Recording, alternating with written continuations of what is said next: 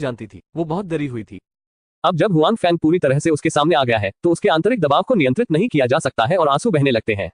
आखिरकार उससे पहले अपने भाई के बारे में चिंता करनी पड़ती थी, इस डर से कि उसके आने के बाद इन खलनायकों द्वारा उसकी गणना की जाएगी और वह अपने भाग्य के बारे में चिंतित होगी। फिर उसे एक और हुआंग फैंग की चिंता हुई, उसकी भूली दुनिया ली जाहिर तौर पर एक बार में इतना कुछ स्वीकार नहीं कर सकती। ये ठीक है, ये ठीक है। हुआंग फैंग ने देखा कि ली बिंगयू के आंसू निकल रहे हैं और हुआंग फैंग थोड़ा घबरा गया। हालांकि वो उसे तुच्छ नहीं समझता। ली बिंगयू उनसे थोड़ी छोटी है, ये सामान्य बात है कि जब उसे ऐसी कोई चीज मिलेगी तो वो रोएगा। हुआंग फैंग के आराम के साथ ली बिंगयू का मूड आखिरकार बेहतर हो गया। क्या सभी बुरे लोग मर गए हैं?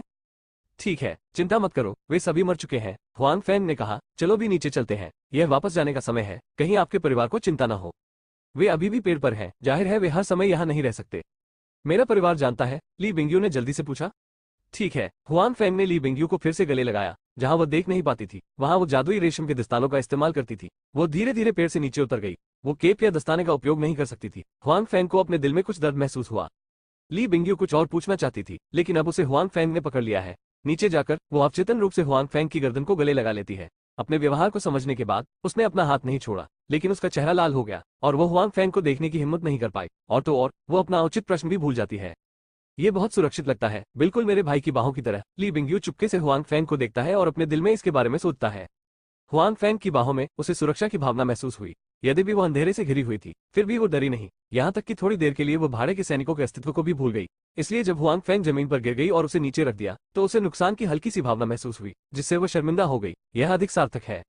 वास्तव में ली बिंगयुन जो हुआंग फैंग की नजर में उदासीन है वैसा नहीं है जैसा वह सोचता है।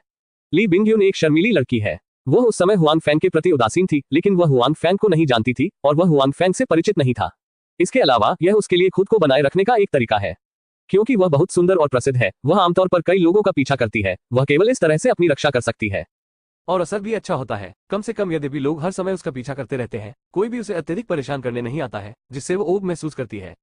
वास्तव में यदि ली बिंगयू को नहीं पता है तो वास्तव में कुछ लोग उसका पीछा करने में विफल होने के बाद उसके लिए कुछ बेशर्म साधनों का उपयोग करना चाहते हैं, लेकिन उन्हें उसके माता पिता और भाई द्वारा अवरुद्ध कर दिया जाता है और यहाँ तक कि उन लोगों को भी सबक सिखाया गया है।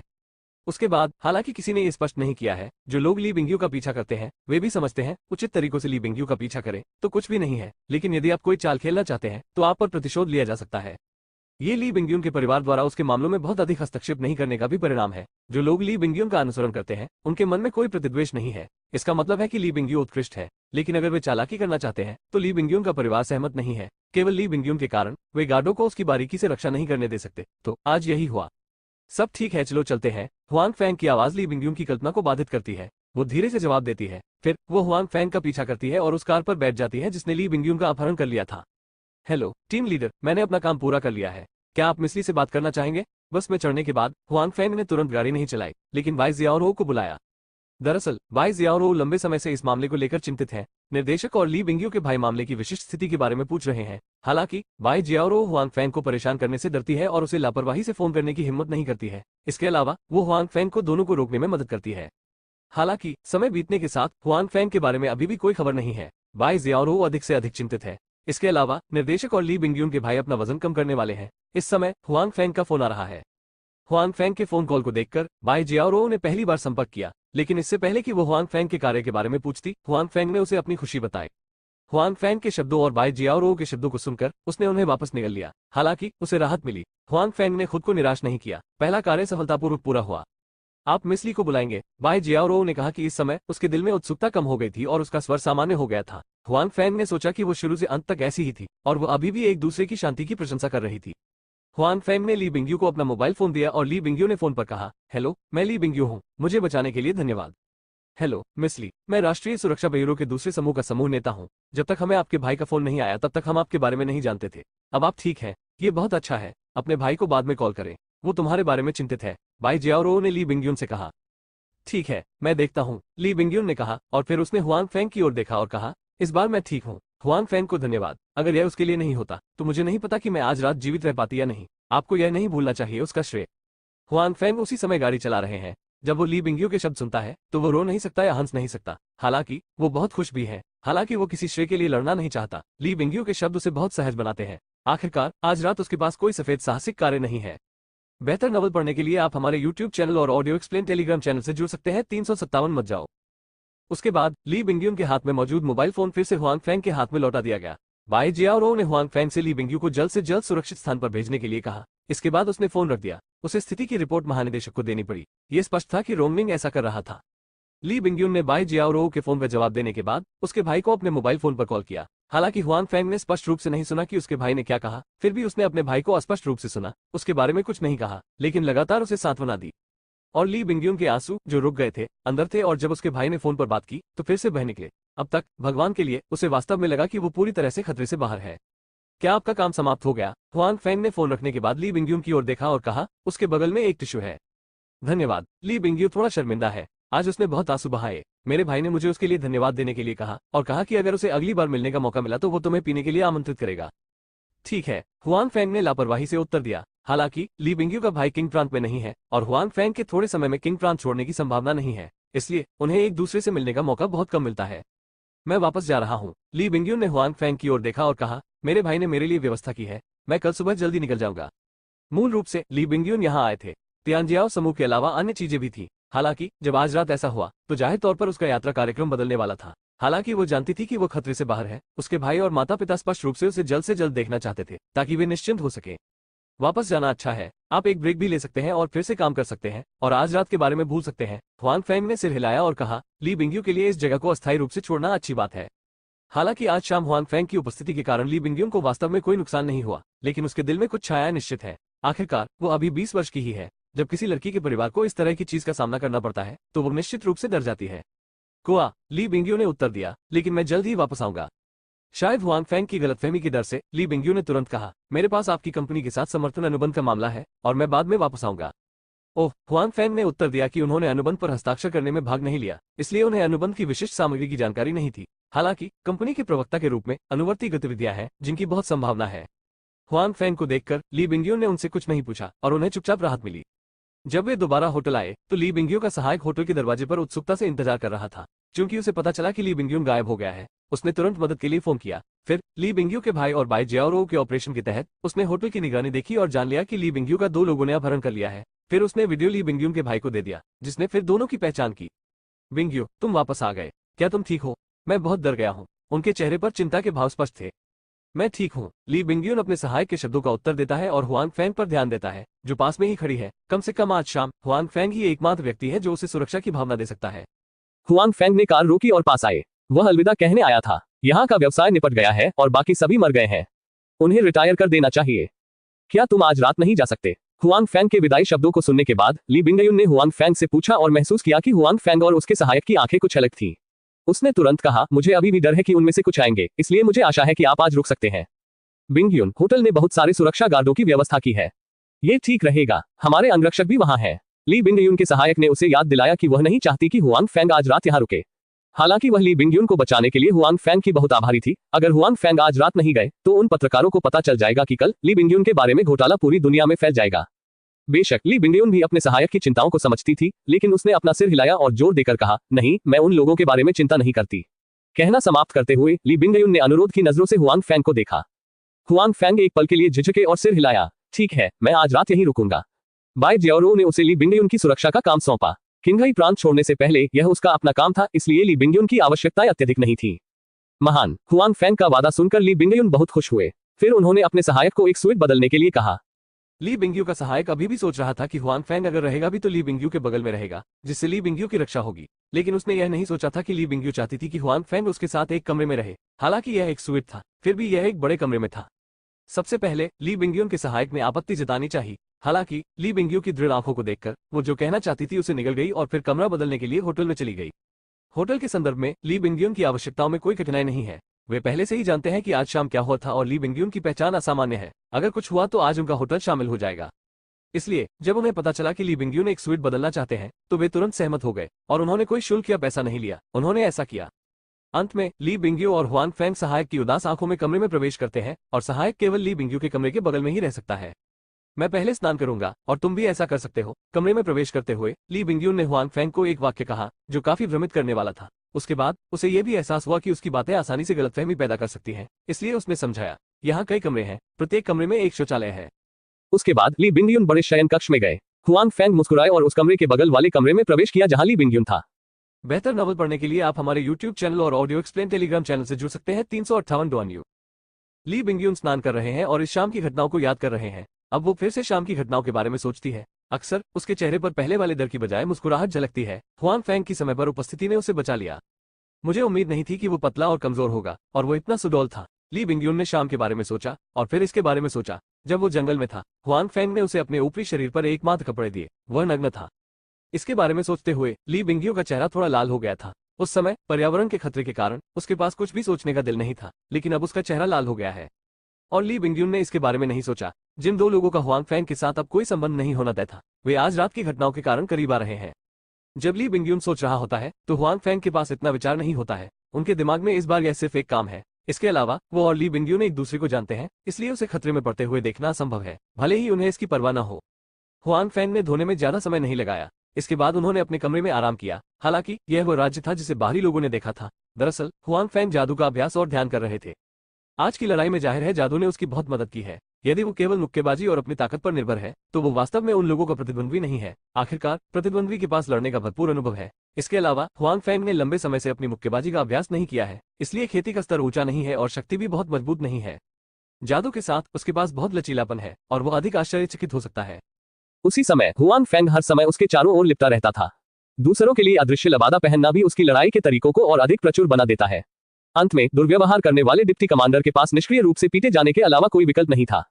निस्संदेह यदि प्रतिद्वंद्वी काफी देर तक उस पर चिपका रहता है और हुआन फैंग के शरीर की ऊर्जा समाप्त हो जाती है तो हुआन फैंग उड़ नहीं सकता। तो अब यह आंतरिक शक्ति और जादू अधिक महत्वपूर्ण है। तो अब हुआन फैंग के पास अभ्यास करने का समय है। उसके शरीर में जितनी अधिक ऊर्जा संग्रहित होगी उतना अच्छा होगा। ली बिंगयून को स्नान करके बाहर आए आधे घंटे से अधिक समय हो गया है। वो काफी देर तक नहाती रही। इसके अलावा आज हुई कई चीजों ने उसे शारीरिक और मानसिक रूप से अधिक थका दिया है और प्राकृतिक धुलाई का समय लंबा हो गया है।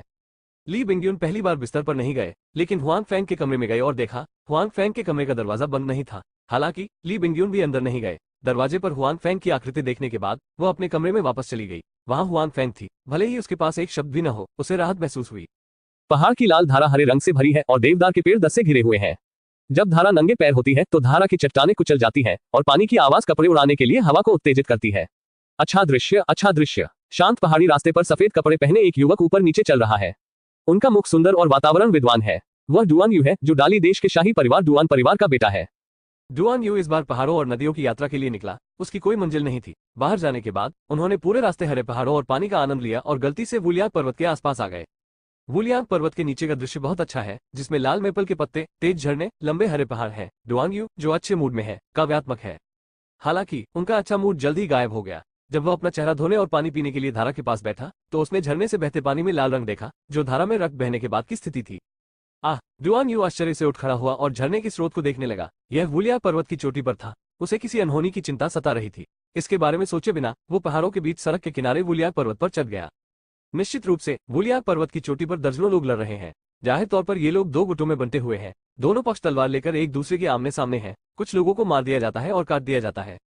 मत मारो इस स्थिति को देखकर डुआन यू जल्दी से आगे बढ़ा, उन लोगों को अलग किया जो लड़ रहे थे और अपने मुंह में जोर से चिल्लाया, जाहिर तौर पर अराजकता को रोकने के लिए। हालांकि उनके कार्यों और शब्दों का स्पष्ट रूप से कोई प्रभाव नहीं पड़ता है। इस समय दोनों गुटों के लोग पहले ही अपनी आंखें मार चुके हैं और उनका रुकने का कोई इरादा नहीं है। लड़ना बंद करो, लड़ना बंद करो। डुआन यू घटनास्थल पर लोगों के व्यवहार को रोकने की उम्मीद में उत्सुकता से भीड़ के चारों ओर दौड़ता है। नहीं नहीं, अब और नहीं, फिर से मारो, ये खत्म हो गया। डुआन यू ने देखा कि उसके कार्यों का कोई प्रभाव नहीं पड़ा और वो भीड़ के बीच में खड़ा हो गया और चिल्लाया। और इस बार उनके चिल्लाने का असर बीच में हुआ। घटनास्थल पर मौजूद सभी लोगों ने अपनी हरकतें रोक दी, लेकिन वे सभी उसकी ओर देखने लगे। डुआन यू को कई लोगों ने शर्मिंदा और नुकसान में देखा। उसने जबरदस्ती मुस्कुराहट छोड़ दी। बेशक वो मुस्कान रोने से ज्यादा बेहतर नहीं है।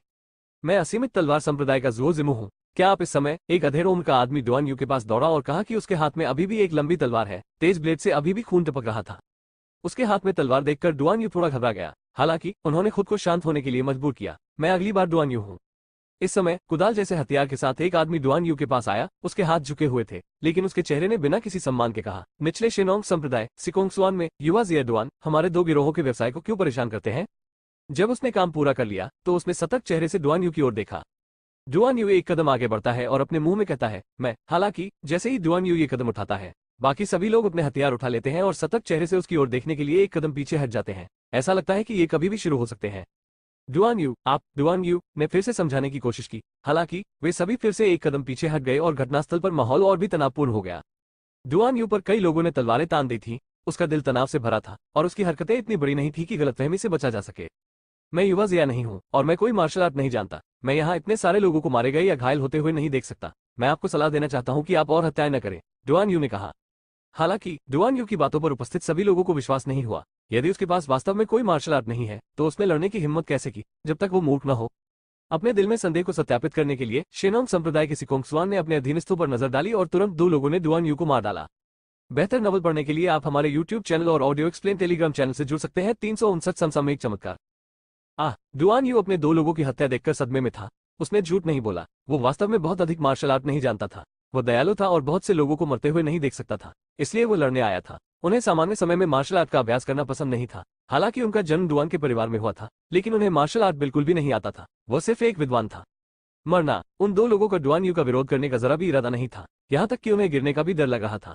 स्वाभाविक रूप से वे विनम्र नहीं थे। पहले उन्होंने जिसे मारा वो जोश में था। अचानक उन्हें दूसरों ने टोका। जिसने उन्हें टोका वो एक मूर्ख था जो कुंग फू नहीं कर सकता था। यह अजीब था कि वे विनम्र थे।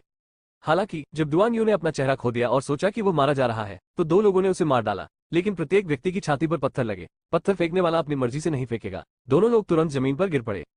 वुलियांग जियान संप्रदाय और शेनोंग संप्रदाय के लोग पत्थर के उड़ने की दिशा को देखने के लिए सतर्क है, लेकिन छत पर मुझे नहीं पता कि एक युवा लड़की कब दिखाई देती है। डुआन यू, जिसे लगता है कि वो ठीक है, तुरंत उठता है और लड़की की ओर देखता है। लड़की, तुम कौन हो? शेनोंग संप्रदाय के सिकोंगसुआन ने लड़की की ओर इशारा किया और जोर से पूछा। इस बीच वो सोच रहा था कि वो आज असीमित तलवार संप्रदाय से लड़ रहा है। इतने सारे लोग बिना किसी कारण के हस्तक्षेप करने कैसे आ सकते हैं? मैं वहां से गुजर रहा हूं। मैं तुम्हें ईमानदार लोगों को धमकाते हुए नहीं देख सकता। इसके साथ ही वो हल्के से उछली और डुआन यू के सामने आए। आपका नाम डुआन यू है। हालांकि आप मार्शल आर्ट नहीं जानते, फिर भी आप बहादुर हैं।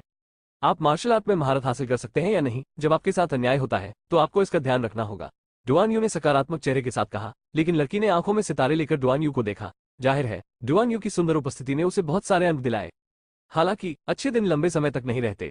डुआन यू और लड़की के व्यवहार ने स्पष्ट रूप से उपस्थित सभी लोगों को नाराज कर दिया। इसलिए वुलियांग जियान संप्रदाय और शेनोंग संप्रदाय के लोगों ने एक ही समय में उन पर हमला कर दिया। और वो लड़की यानी जोगलिंग, हालांकि उसके हाथ में एक बहुत शक्तिशाली बिजली का शगुन है, लेकिन उसके पास कोई महान कुंफू नहीं है। बिजली गिरने के तुरंत बाद ज़ुओजिमू, जोगलिंग और डुआन यू को पकड़ लिया गया। मारक निकालो और मैं तुम्हारी जान बख्श दूंगा, ज़ुओजिमू ने दोनों से कहा। हमें हमारी जान बख्श दो, लेकिन हम दो लोग हैं, हम उन्हें कैसे बांट सकते हैं? जोगलिंग ने धीरे से कहा। अच्छा, ज़ुओजिमू ने असहायता से कहा, अपने दो जीवन बख्श दो और मारक लाओ। मेरे पास कोई मारक औषधि नहीं है, केवल मेरे पिता है। आपके पिता कहाँ हैं? बेशक, मेरे पिता मेरी माँ के साथ घर पर हैं। जब डुआन यू ने बातचीत सुनी तो वो लगभग हंस पड़ा और ज़ुओजिमू को पता चला कि उसे जोगलिंग द्वारा धोखा दिया गया था। मैं पहले तुम्हारे बाल जलाऊंगा, ज़ुओजिमू ने मशाल लेकर जोगलिंग के पास आते हुए कहा। नहीं, मुझे दर्द से डर लगता है, जोगलिंग चिल्लाया। यदि आप दर्द से डरते हैं तो मारक दवा बुलाओ, ज़ुओजिमू ने कहा। क्या तुम मूर्ख हो? क्या मेरी बिजली की चमक एक सामान्य बात है? क्या जहर से छुटकारा पाना इतना आसान है? जोगलिंग चिल्लाया। जब ज़ुओजिमू को पता चला कि बिजली के मार्टन द्वारा जहर दिए जाने के बाद वो केवल 20 दिनों तक ही जीवित रह सकता है, तो उसने डुआन यू की ओर अपनी आंखें घुमाई। इस बच्चे को 7 दिनों का दिल तोड़ने वाला पाउडर दो। वुलियांग जियान संप्रदाय के लोग आगे बढ़े और डुआन यू को जहर पीने के लिए मजबूर किया। 7 दिन बाद आंतें तोड़ दी जाएंगी और बालों में जहर डाल दिया जाएगा। आंतें कट जाएंगी और मर जाएंगी। आप 7 दिनों के भीतर बिजली की मारक औषधि लाएंगे। मैं छोटी लड़की को रिहा कर दूंगा और मारक भी तुम्हें दे दिया जाए। जोगलिंग के पास डुआन यू को अपने परिवार का रास्ता बताने और लाइटनिंग मिंग की दवा वापस पाने के लिए डुआन यू के जूते अपनी मां के पास स्मृति चिन्ह के रूप में ले जाने के अलावा कोई विकल्प नहीं है। मार्ग जानने के बाद डुआन यू पहाड़ से नीचे चला गया। क्योंकि वो मार्शल आर्ट नहीं जानता था, वो केवल कुछ समय बचाने की उम्मीद में हर समय दौड़ सकता था। हालांकि क्योंकि वो बहुत घबराया हुआ था, पहाड़ों के बीच रास्ते पर दौड़ते समय उसका पैर फिसल गया और सीधे चट्टान से गिर गया। सौभाग्य से चट्टान के नीचे एक जलधारा थी, इसलिए डुआन यू की मृत्यु नहीं हुई या उसे कोई चोट नहीं आई। शुभकामनाएं। बेशक किस्मत पीछे से बेहतर होती है। डुआन यू के झरने से झील तक ज्यादा दूर एक गुफा नहीं है। गुफा में उसने एक सुंदर मूर्ति देखी, मानो कोई परी धरती पर आ रही हो। लेकिन इस खूबसूरत मूर्ति से उन्हें पहली नजर में ही प्यार हो गया। सुंदर मूर्ति पर एक कहावत थी, मेरी सलाह के लिए हजारों बार प्रणाम। उसके बाद बिना किसी हिचकिचाहट के डुआन यू ने मूर्ति के सामने फ्यूटन पर घुटने टेक दिए और प्रणाम किया। इसके अलावा उसने वास्तव में हजारों सिर झुकाए, उनमें से कई। लेकिन डुआन यू के 1000 सिर झुकाने के बाद उसे एक स्क्रॉल मिला जिसमें 2 प्रकार के चमत्कार दर्ज थे, उत्तरी मिंग चमत्कारी कौशल और लिंगवो सूक्ष्म कदम। डुआन यू, जिसे मार्शल आर्ट का अभ्यास करना पसंद नहीं है, वो खुश नहीं है क्योंकि उसे 2 जादुई कौशल मिले हैं।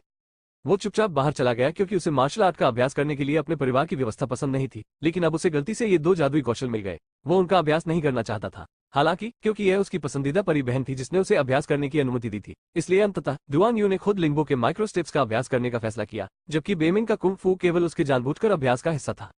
क्योंकि डुआन यू के विचार में लिंगबो के सूक्ष्म कदम का उपयोग भागने के लिए किया जाता है, जबकि बेमिंग के जादुई कौशल का उपयोग लोगों से लड़ने के लिए किया जाता है। उसे लड़ना पसंद नहीं है, इसलिए उसे भागने के लिए इस्तेमाल किया जाने वाला जादुई कौशल पसंद है।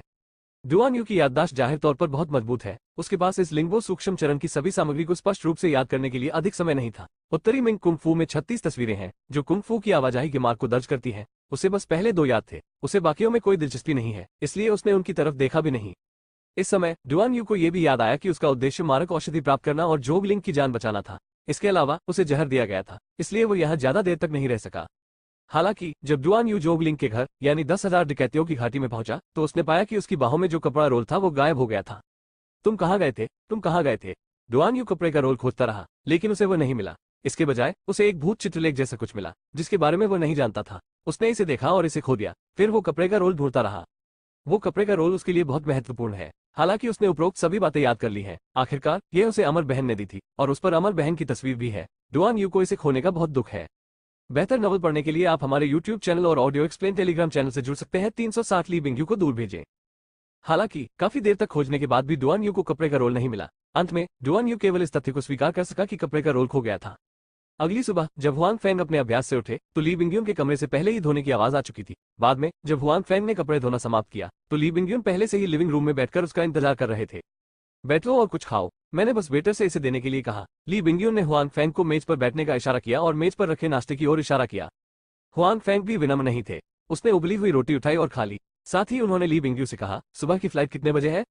9 बजे, हमें रात के खाने के बाद शुरू करना चाहिए, ली बिंगयू ने कहा। हम हुआंग फेंग का चेहरा हैरान हो गया और उसका मुंह बंद हो गया। हाँ, आप और मैं, है ना? ली बिंगयून ने कहा। मैं आपको ये बताना भूल गया कि आपने सुबह आधे दिन के लिए मुझसे उधार लिया था। मैंने पहले ही आपके नेता को फोन कर दिया है, आप मुझे बाद में हवाई अड्डे तक ले जाएंगे। क्या आप मेरी सहमति के बिना निर्णय लेते हैं? हुआंग फेंग ने बड़बड़ाया। लेकिन मुझे ये भी पता है कि ली बिंगयून अब कंपनी की प्रवक्ता है और कंपनी के साथ सहयोग अभी शुरू हुआ है, इसलिए सु यूमो और जी मिंगजियाओ उनके अनुरोध को अस्वीकार नहीं करेंगे। क्यों, क्या तुम नहीं चाहते? ली बिंगयून ने हुआंग फेंग की ओर देखा और कहा, मैं काम पर जाए बिना आलसी कैसे हो सकता हूँ? मैं अभी भी खुश हूँ। दरअसल अगर वो कंपनी में गए भी तो इसमें कुछ गलत नहीं था। हालांकि ली बिंगयून हुआंग फेंग के रवैये से बहुत संतुष्ट है। वास्तव में जब ली बिंगयून ने यह अनुरोध प्रस्तावित किया तो सु यूमो और जी मिंगजियाओ सहमत नहीं होना चाहते थे, खासकर जी मिंगजियाओ। उसने देखा कि हुआंग फेंग का कंपनी से कोई लेना देना नहीं है और वो उसके लिए कुछ ढूंढ सकती है। जी मिंगजियाओ बहुत खुश थी।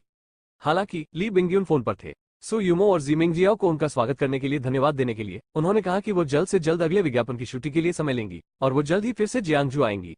ली बिंगयून के शब्दों ने सु यूमो और जी मिंगजियाओ को बहुत खुश किया। एक प्रसिद्ध स्टार के रूप में ली बिंगयून की कार्य व्यवस्था अभी भी बहुत कड़ी है। उन्हें लगा कि विज्ञापन शूट होने में थोड़ा समय लगेगा। ली बिंगयून ने उनसे वादा किया कि वो किसी चीज से निपटने के लिए वापस जाएंगी और फिर वे जल्द ही विज्ञापन की शूटिंग के लिए जियांगजू आएंगे। स्वाभाविक रूप से वे बहुत लंबे प्रसन्नचित होते हैं।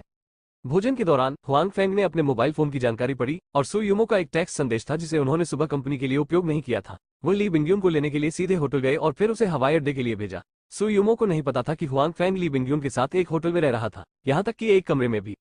रात्रिभोज के बाद हुआंग फेंग ली बिंगयू के सहायक की उत्सुक और सतर्क नजरों में ली बिंगयू को देखने के लिए कार चलाता है और ली बिंगयू का सहायक भी हुआंग फेंग की कार पर चढ़ जाता है। कार में रहते हुए हुआंग फेंग को बाई जियाओरो के माध्यम से पिछली रात की घटना के प्रबंधन परिणाम के बारे में भी पता चला। जब हुआंग फेंग और ली बिंगयून ने लंबे समय तक लकड़ी का घर नहीं छोड़ा तो स्थानीय पुलिस पहुंची और इतने सारे लोगों को मार डाला। यह कोई बड़ा मामला होगा। हालांकि बाई जियाओरो ने फिर पुलिस स्टेशन से संपर्क किया और कहा कि मामला राष्ट्रीय सुरक्षा ब्यूरो ने अपने हाथ में ले लिया है। बाद में थाने को इससे निपटने की जरूरत नहीं पड़ी, उन्हें बस शवों से निपटना था और मामले की विशिष्ट सामग्री के बारे में बाई जियाओरो ने पुलिस को खुलासा नहीं किया। इसलिए हुआंग फेंग और ली बिंगयून को अच्छी नींद मिली। मामले की जांच के लिए कोई पुलिस नहीं आई और उन्हें बयान देने के लिए पुलिस स्टेशन जाने की जरूरत नहीं पड़ी। पूरे मामले को राष्ट्रीय सुरक्षा ब्यूरो ने अपने हाथ में ले लिया है। यह अभी खत्म नहीं हुआ है। ली परिवार इसे आसानी से जाने नहीं देगा। इसके अलावा शैतान की भाड़े की रेजिमेंट वही है। उन्होंने इस बार चीन में बहुत सारे लोगों को खो दिया। इसके अलावा रेजिमेंट के उप प्रमुख की भी मृत्यु हो गई। उन्होंने बदला लेने जरूर आएंगे। बाई जियाओरो ने फोन पर हुआंग फेंग से कहा, क्या तुम मुझे सिर पर पाओगे? हुआंग फेंग ने पूछा। मुझे ऐसा नहीं लगता, कम से कम अब तक आपकी पहचान उजागर नहीं हुई है। हालांकि ये पूर्ण नहीं हो सकता, बाई जियाओरो ने कहा। बाई जियाओरो के शब्दों को सुनकर हुआंग फेंग को अभी भी कुछ सिरदर्द हो रहा है। बाई जियाओरो के विपरीत जब उसके पास कोई कार्य नहीं होता तो वो बेस में रहता है। वो आमतौर पर एक सामान्य व्यक्ति की तरह काम करते हैं। यदि दूसरा पक्ष उस पर छीटाकशी करना चाहता है तो वो इसकी मदद नहीं कर सकता। हालांकि चूंकि मैंने इस मामले में भाग लिया है, कोई रास्ता नहीं है। मैं बस उम्मीद करता हूं कि जब दूसरी पार्टी चीन आएगी तो समय रहते भाई जियाओरो या ली बिंगयुन के भाइयों द्वारा इसकी खोज की जाएगी। ऐसे में अगर मैंने तैयारी कर रखी है तो मुझे उनसे डर नहीं लगता। जब हुआंग फेंग ने ली बिंगयू और उनकी पत्नी को हवाई अड्डे पर भेजा तो उनके पास विमान में चढ़ने के लिए ज्यादा समय नहीं था। मैं कार से बाहर नहीं निकलूंगा, बस तुम्हें यहाँ ले चलता हूँ, हुआंग फेंग ने ली बिंगयुन से कहा। ली बिंगयू एक बड़े स्टार है और हवाई अड्डे जैसी जगहों पर अक्सर पपराजी टीमें होती हैं, इसलिए यदि वो ली बिंगयू को हवाई अड्डे पर ले जाते हैं तो संभवतः वे पपराजी टीमें उन्हें मिल जाएंगी, जिससे ली बिंगयू को परेशानी होगी। ली बिंगयुन ने हुआंग फेंग का अर्थ स्पष्ट रूप से समझा। उसने हुआंग फेंग को अलविदा कहा और हुआंग फेंग की कार को निकलते देखा। बिंगयुन, तुम बहुत दूर हो, चलो भी अंदर चलते हैं, ली बिंगयुन के सहायक ने कहा। कुआ, ली बिंगयू ने सिर हिलाया। बिंगयू, आप उसका इलाज नहीं करेंगे, ली बिंगयू के सहायक ने झिझक और संदेह किया। तुम किस बारे में बात कर रहे हो? ली बिंगयुन का चेहरा लाल हो गया और फिर एक सहायक को छोड़कर हवाई अड्डे की ओर मुड़ गया। उसने हुआंग फेंग की कार की छाया को देखा और न जाने क्या सोच रहा था, क्योंकि उसे सुबह कंपनी नहीं जाना था। हुआंग फेंग घर जाने वाला था। एक तो ये देखना था कि भंडारण बक्से में कोई अच्छी चीजें हैं या नहीं, दूसरा जियाओबाई को खाना खिलाना था। वो कल रात घर नहीं गया, वो शायद भूखा था। निश्चित रूप से हुआंग फेंग के घर में प्रवेश करने के बाद छोटा लड़का दौड़कर आया, अपने पैरों को रगड़ा, सहवास किया और व्यथित देखा। हुआंग फेंग को कुछ समय के लिए दोषी महसूस हुआ। ठीक है, यह मेरी गलती है, मुझे तुम्हें अकेला नहीं छोड़ना चाहिए। अरे नहीं, घर पर एक भेड़िया है, मैं तुम्हें खाने के लिए कुछ लाऊंगा। हुआंग फेंग ने उसे छुआ और उससे कहा। छोटे लड़के ने इस बार संतुष्टि के साथ अपना सिर हिलाया। हुआंग फेंग के बाद वो छोटे लड़के के लिए खाना लेने गया। छोटा बच्चा शायद सचमुच भूखा होगा, इसलिए उसने इस बार खूब खाया। इसके अलावा हुआंग फेंग ने उसके लिए कुछ मांस तैयार किया। आखिरकार छोटा आदमी एक भेड़िया है, चाहे वो जानवर ही क्यों न हो, उसे मांस खाना अच्छा लगता है। छोटे लड़के को शांत करने के बाद हुआंग फेंग बेडरूम में जाकर देख सका कि बॉक्स में कुछ नया है या नहीं। इस बार डिब्बे ने उसे निराश नहीं किया, यहाँ तक कि हुआंग फेंग का चेहरा भी आश्चर्य से भरा था। बेहतर नॉवल पढ़ने के लिए आप हमारे YouTube चैनल और ऑडियो एक्सप्लेन टेलीग्राम चैनल से जुड़ सकते हैं। 361 दिव्य कौशल विकसित करना। बीमिंग मैजिक स्किल तियानलो के 8 भागों में शीर्ष मार्शल आर्ट में से एक। यह विशेष रूप से दुश्मन के आंतरिक कौशल को अवशोषित करता है और इसे अपने उपयोग के लिए उपयोग करता है। इसकी आंतरिक शक्ति जितनी मजबूत होगी, इसका सक्षम उतना ही अधिक होगा। लिंगो माइक्रो सटेप तियानलो के 8 भागों में शीर्ष मार्शल आर्ट में से एक ज़ियाओयाओ स्कूल का अद्वितीय हल्कापन कौशल है, जो परिवर्तनों की पुस्तक के 88864 हेक्साग्राम पर आधारित है। उपयोगकर्ता एक विशिष्ट क्रम में हेक्साग्राम की दिशा का पालन करते हैं।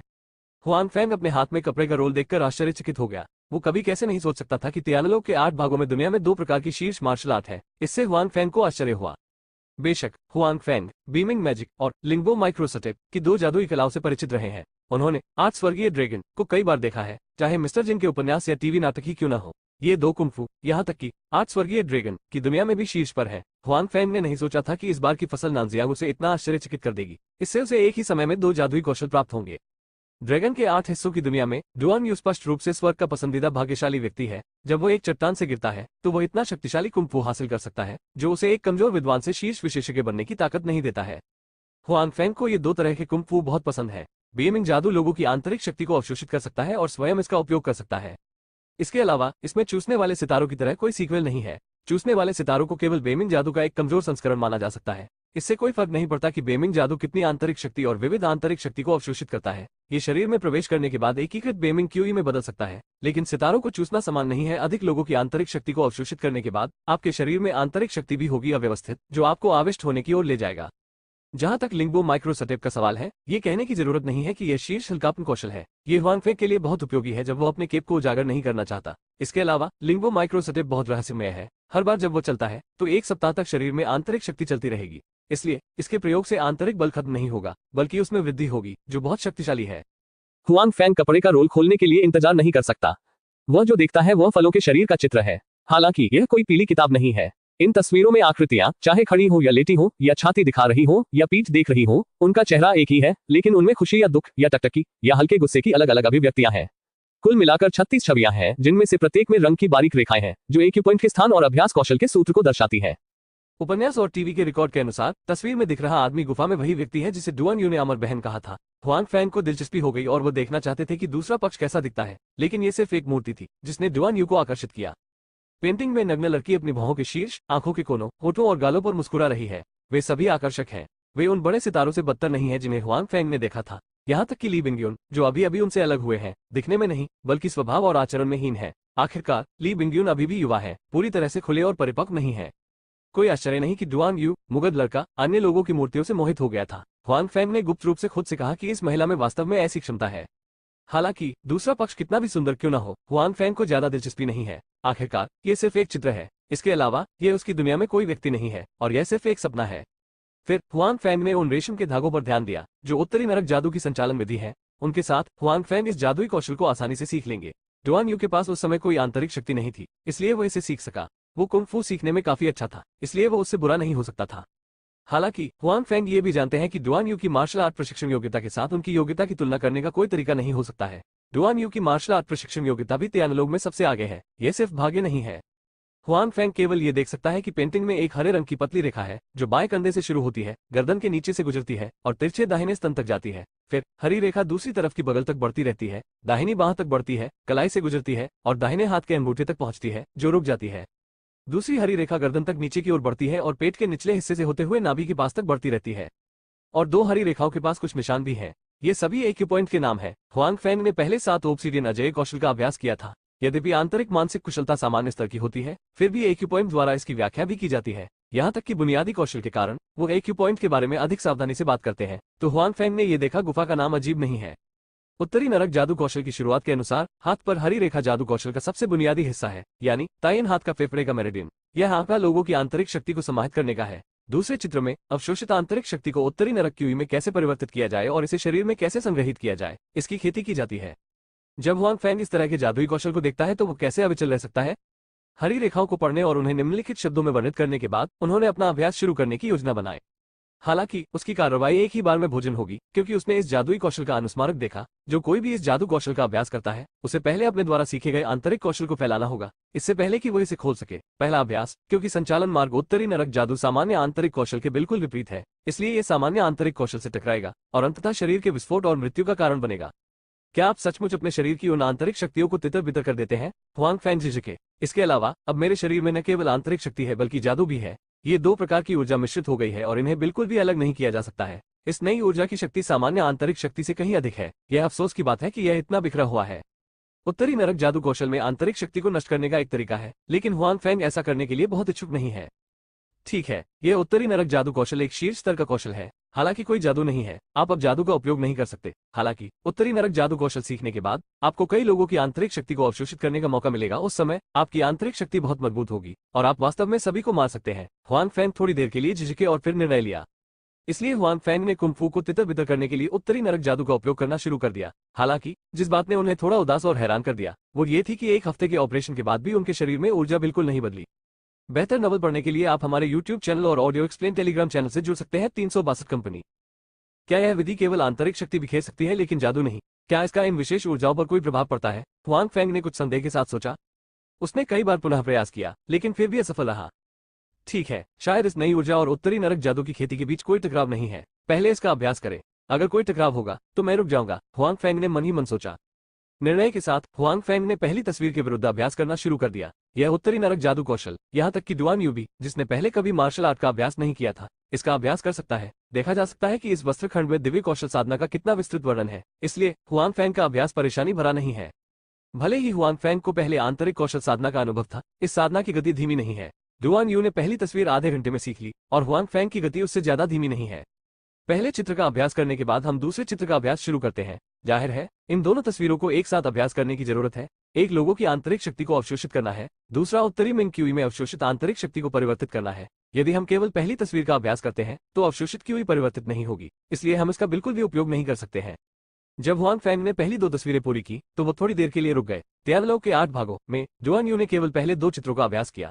उसे डाकू स्वभाव वाला जादुई कौशल पसंद नहीं था, इसलिए वो इसका अभ्यास नहीं करना चाहता था। उन्होंने बस परी बहन का वादा किया था, इसलिए उन्होंने 2 चित्रों का थोड़ा अभ्यास किया। हालांकि भले ही केवल 2 चित्रों की खेती की गई हो और नींव की केवल 2 तस्वीरें हों, लेकिन शक्ति इतनी शक्तिशाली है कि डुआन यू की आंतरिक शक्ति पूरे तियानलोग में पहले स्थान पर है।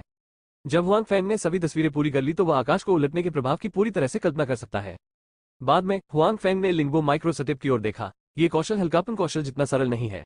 डुआन यू की वास्तविक लड़ाई को देखकर हम देख सकते हैं कि यदि हम इसे कुशलता से उपयोग करते हैं तो प्रतिद्वंद्वी दुश्मन से लड़ने की प्रक्रिया में अपने कपड़े के कोने को भी नहीं छू सकता है। इसलिए हुआंग फैंग को यह कौशल बहुत पसंद है और वह इसका अभ्यास करने के लिए इंतजार नहीं कर सकता। लिंगबो के सूक्ष्म कदम का अभ्यास करने की छवि और पाठ को देखकर हुआंग फैंग को सिरदर्द होने लगा। बेमिंग के जादू की तुलना में इसका अभ्यास करना कहीं अधिक कठिन है। केवल कपड़े के रोल पर पैरों के निशान घने हैं। मुझे नहीं पता कि वहां सैकड़ों या हजारों पैरों के निशान हैं। एक पदचिह्न से दूसरे तक रेखाओं पर हरी रेखाएं और तीर हैं। ये चरणों का एक जटिल सेट है। अंत में उन्होंने शब्दों की एक पंक्ति लिखी। किसी मजबूत दुश्मन के साथ अचानक मुठभेड़ की स्थिति में खुद को बचाने के लिए अधिक आंतरिक शक्ति जमा करें और फिर दुश्मन की जान ले ले। ये समझना आसान है कि छोटे शब्दों की यह पंक्ति पहले खुद को सुरक्षित रखने के लिए है और इस प्रक्रिया में आप अपनी आंतरिक शक्ति को बढ़ा सकते हैं और फिर आप एक दूसरे को मारने के अवसर पा सकते हैं। हालांकि जब हुआंग फेंग ने घने पैरों के निशान देखे तो उन्हें सिरदर्द महसूस हुआ। इसके अलावा परिवर्तनों की पुस्तक भी थी। तियानलोग में डुआन यू को बौद्ध धर्म से संबंधित चीजों का अध्ययन करने का शौक था। स्वाभाविक रूप से इसे समझना आसान था, लेकिन हुआंग फेंग को सिरदर्द महसूस हुआ। चलो धीरे धीरे अभ्यास करो। हुआंग फेंग ने असहायता से सोचा कि वो निश्चित रूप से अंत में अभ्यास करने में सक्षम होगा, लेकिन इसमें डुआन यू की तुलना में अधिक समय लगेगा। मुझे नहीं पता कि मुझे ये कपड़े का रोल कब मिला, डुआन यू को मिलने से पहले या बाद में। अगर उसे यह मिलने से पहले मिला तो क्या वो प्रतिष्ठा इन 2 चमत्कारों को विकसित करने में सक्षम नहीं होगी। ये बहुत मजेदार है। जबकि हुआंग फेंग ने कपड़े को रिंग में डाल दिया, उसने चुपचाप सोचा कि अगर यह सच है तो तियानलोग में केवल 2 नायक होंगे और डुआन यू खुद ही मारा जाएगा।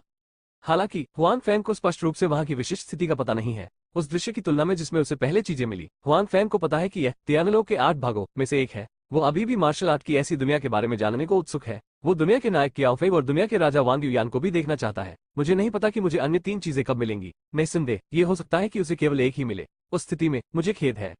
सामान पैक करने का लगभग समय हो गया है। हुआंग फेंग उठकर कंपनी में चला जाता है। वो अपना दोपहर का खाना वहीं खाने की योजना बना रहा है। हालांकि वहां का खाना उतना अच्छा नहीं है जितना उसने बनाया था, लेकिन बुरा भी नहीं है। इसके अलावा ये पैसे भी बचा सकता है।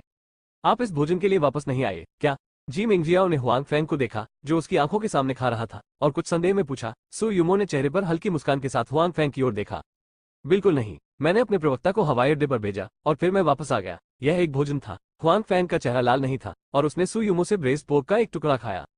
ये पहली बार नहीं है कि हुआंग फेंग, सु युमो और जी मिंगजियाओ ने एक साथ डिनर किया है। इसलिए जब हुआंग फेंग कैंटीन में आता है तो वह देखता है कि उनके पास अभी भी जगह है, इसलिए वो स्वाभाविक रूप से यहाँ आता है। इसका एक कारण यह है कि सु युमो और जी मिंगजियाओ कंपनी के बॉस हैं और कैंटीन के शिक्षक उनकी देखभाल करेंगे, इसलिए उन दोनों का खाना दूसरों से बेहतर होना चाहिए। हालांकि दोनों के लिए भोजन की मात्रा बड़ी नहीं है, लेकिन ये कैंटीन मास्टर की प्रथा को नहीं बदल सकती। और हुआंग फेंग उस मांस को सुझाने में उनकी मदद करने के लिए यहाँ आए थे जिसे वे खत्म नहीं कर सके थे। सु युमो और जी मिंगजियाओ ने अपने शरीर की देखभाल पर बहुत ध्यान दिया। उन्हें ये मांस पसंद नहीं आया, सिर्फ इसलिए क्योंकि कैंटीन ने इन्हें परोसने पर जोर दिया। अब हुआंग फेंग का सफाया हो गया है, जो बिल्कुल सही है। वास्तव में जी मिंगजियाओ को इस पर विश्वास नहीं है। हुआंग फेंग ने सिर हिलाया और फिर लापरवाही से पूछा, वैसे तांग मिक्सू के बारे में क्या? राजधानी वापस? नहीं, वो भी अब किंगडाओ प्रांत में विकास करने की योजना बना रही है और उसने पता लगा लिया है कि वो क्या करना चाहती है, जो शराब से संबंधित प्रतीत होता है। सु युमो ने कहा। शराब? हुआंग फेंग स्तब्ध है। क्या उनके नाजी में शराब बनाने का कोई फॉर्मूला नहीं है? मेरे पास अभी बहुत सारा पैसा नहीं है और मैंने अभी तक इसका उत्पादन भी नहीं किया है। सीवेज उपचार उपकरण से पूंजी एकत्र होने के बाद मैं निश्चित रूप से शराब बनाऊंगा। मुझे नहीं पता कि वो क्या करती है, शायद मैं बाद में उसका सहयोग करूंगा। हुआंग फेंग फुसफुसाए, लेकिन उसकी बातें सु युमो और जी मिंगजियाओ ने नहीं सुनी। उनकी नजर में वे सिर्फ सुरक्षा प्रबंधक थे और टैंग मिक्स्यू सहयोग नहीं कर सकते थे। बेहतर नॉवल पढ़ने के लिए आप हमारे यूट्यूब चैनल और ऑडियो एक्सप्लेन टेलीग्राम चैनल से जुड़ सकते हैं। 363 तियानजून कॉल्स। दोपहर में आधा दिन हुआंग फेंग भी निष्क्रिय नहीं था। अपने कार्यालय में उन्होंने उत्तरी मिंग कुंग फू के कपड़े का रोल निकाला, बाकी चित्रों का अध्ययन करना जारी रखा और सभी चित्रों को याद करने की कोशिश की। हुआंग फेंग एक कार्यालय में अकेले काम करता है, इसलिए इसके बारे में चिंता न करें। जब वो चित्र को देखता है तो वो मिल जाता है। बाकी चित्रों पर चलने का मार्ग पहली और दूसरी तस्वीरों की तुलना में थोड़ा अधिक कठिन है, लेकिन यह अभी भी हुआंग फेंग के लिए बहुत अधिक कठिनाई नहीं लाया है। आधे दिन से भी कम समय में उसने उनमें से अधिकांश को देख लिया है। हालांकि लिंगों के सूक्ष्म कदम के अध्ययन के लिए हुआंग फेंग ने बहुत कुछ हासिल नहीं किया है। जैसे ही वो उन घने पैरों के निशानों और रेखाओं को देखेगा, उसे थोड़ा सिरदर्द महसूस होगा। इसलिए हुआंग फेंग का अध्ययन केवल थोड़ा धीरे धीरे किया जा सकता है और गति उत्तरी नरक जादू सीखने की तुलना में धीमी है। जब हुआंग फेंग उत्तरी मिंग कुंग फू का अभ्यास करने में व्यस्त थे, ली बिंगयुन का विमान उतर चुका था और अपने गंतव्य चेंगवेदू, सिचुआन प्रांत की राजधानी और अर्थव्यवस्था और संस्कृति के केंद्र पर पहुंच गया था। इसकी समृद्धि जियांगजू से बदतर नहीं थी। चेंगवेदू के पास एक गैरिसन है जो सिचुआन प्रांत के आसपास के कई प्रांतों की सुरक्षा करता है। हालांकि ज्यादातर लोग यही जानते हैं कि यहाँ एक चौकी है, लेकिन वे नहीं जानते चेंगवेदू में एक सुदूर स्थान पर एक विशेष सेना है। हालांकि उनके लोगों की संख्या बड़ी नहीं है, लेकिन उनकी युद्ध प्रभावशीलता बेहद मजबूत है। न केवल चीन में कई कार्य, और यहाँ तक कि उन्हें अंजाम देने के लिए वे कितनी बार विदेश भी गए हैं, हर बार सफलतापूर्वक पूरा किया जा सकता है। जैसे ही ली बिंगयुन विमान से उतरे, उन्होंने अपने भाई को देखा तो ली बिंगयुन बिना सोचे समझे आगे बढ़ गए। सौभाग्य से यह वीआईपी चैनल है और उसे पापराजी द्वारा देखे जाने के बारे में चिंता करने की जरूरत नहीं है, अन्यथा वो नहीं जानता था कि उसका क्या बिगाड़ा जाएगा। भाई, तुम यहाँ क्यों हो? ली बिंगयुन ने इसे अपने भाई की बाहों में रख दिया और हल्के से झुकते हुए कहा, जबकि उसका सहायक अपना सामान लेकर वापस आ गया। हालांकि वो दूर ही रुक गई, जाहिर तौर पर दोनों भाई बहनों को परेशान किए बिना। मुझे अपनी बहन की चिंता है, बेशक मैं आ रहा हूँ। ली बिंगयू के बड़े भाई ली हुईमिन ने ली बिंगयू के बालों को छुआ और कहा कि वो खराब हो गए हैं। हालांकि उन्होंने फिर पूछा, आपको क्या हो गया है? इस बार की घटना ने हमें सचमुच डरा दिया है। पिताजी जानते हैं कि अगली बार जब आप बाहर जाएं, तो आपको उन लोगों को अपने साथ ले जाना होगा जिनकी हमने व्यवस्था की थी। हालांकि आप निश्चिंत हो सकते हैं कि वे केवल होंगे अंधेरे में और आप पर कोई प्रभाव नहीं पड़ेगा। जब इस मामले की बात आती है तो ली हुईमिन डर जाती है। इस बार अगर राष्ट्रीय सुरक्षा ब्यूरो से कोई नहीं था तो वो जियांगजू में था और दूसरे पक्ष की क्षमता अच्छी थी, इसलिए उसने अपनी बहन को बचा लिया। अगर बाद में होता तो उसे नहीं पता होता कि क्या होता। शैतान भाड़े की रेजिमेंट के बारे में सोचते हुए ली हुईमिन के दिल में हत्या के इरादे की झलक दिखी। उसे उम्मीद नहीं थी कि दूसरे पक्ष का साहस इतना बड़ा होगा कि वो बदला लेने के लिए चीन में छिप सकता है और यहाँ तक कि अपनी बहन के मामलों की जांच भी कर सकता है। इस बार वह लापरवाह था और उसकी लापरवाही ने उसकी बहन को लगभग आहत कर दिया, जिससे ली हुईमिन को खुद पर दया आ गई। मेरी बहन थोड़ी दोषी है, लेकिन शैतान भाड़े के समूह के प्रति उसके मन में बहुत सारी जानलेवा भावनाएं हैं। क्या पिताजी को पता है? ली बिंगयुन को यह कहते हुए आश्चर्य हुआ कि उसके पिता शुरू में उसके इस तरह जाने के खिलाफ थे, केवल इसलिए क्योंकि उसने जिद की थी कि उसके पिता उसे लाड़ प्यार दे और उसे जाने दे। लेकिन अब जब ऐसा हुआ है तो उसके पिता निश्चित रूप से कहेंगे कि वो चेंगडू में रहेगी, आराम से रहो और बाहर मत जाओ। हाँ, पिताजी नाराज है, बेहतर होगा कि तुम वापस जाओ और पिताजी को खुश करो, ली हुईमिन ने अपनी बहन से कहा। मुश्किल क्या है, छोटी सी बात है, ली बिंगयुन ने गर्व से कहा। केवल अपने परिवार के सामने ही वो पूरी तरह से जाने दे सकती है, न कि बाहरी लोगों को जो ठंडा लुक दिखता है। बेशक अब एक और पीली चोटी हो सकती है। जैसे ही दोनों भाई बहन साथ चल रहे थे, ली हुईमिन ने घटना की विशिष्ट प्रक्रिया के बारे में पूछा और ली बिंगयुन ने स्वाभाविक रूप से इसे छिपाने के लिए कुछ नहीं किया। इसके अलावा कथन की प्रक्रिया में उसने हुआंग फैंग की कड़ी प्रशंसा की। बेशक उसने नहीं सोचा था कि वो अतिशयोक्ति कर रही थी और उसने यहाँ तक सोचा कि उसने जो कहा वो हुआंग फैंग की वीरता को पूरी तरह से दिखाने के लिए पर्याप्त नहीं था। जब आप ऐसा कहते हैं तो मुझे सुरक्षा गार्ड के बारे में उत्सुकता होती है। मैं वास्तव में मौका मिलने पर उसे देखना चाहता हूँ, ली हुईमिन ने कहा। ठीक है, तुम्हें एक मौका मिलेगा, ली बिंगयुन ने कहा।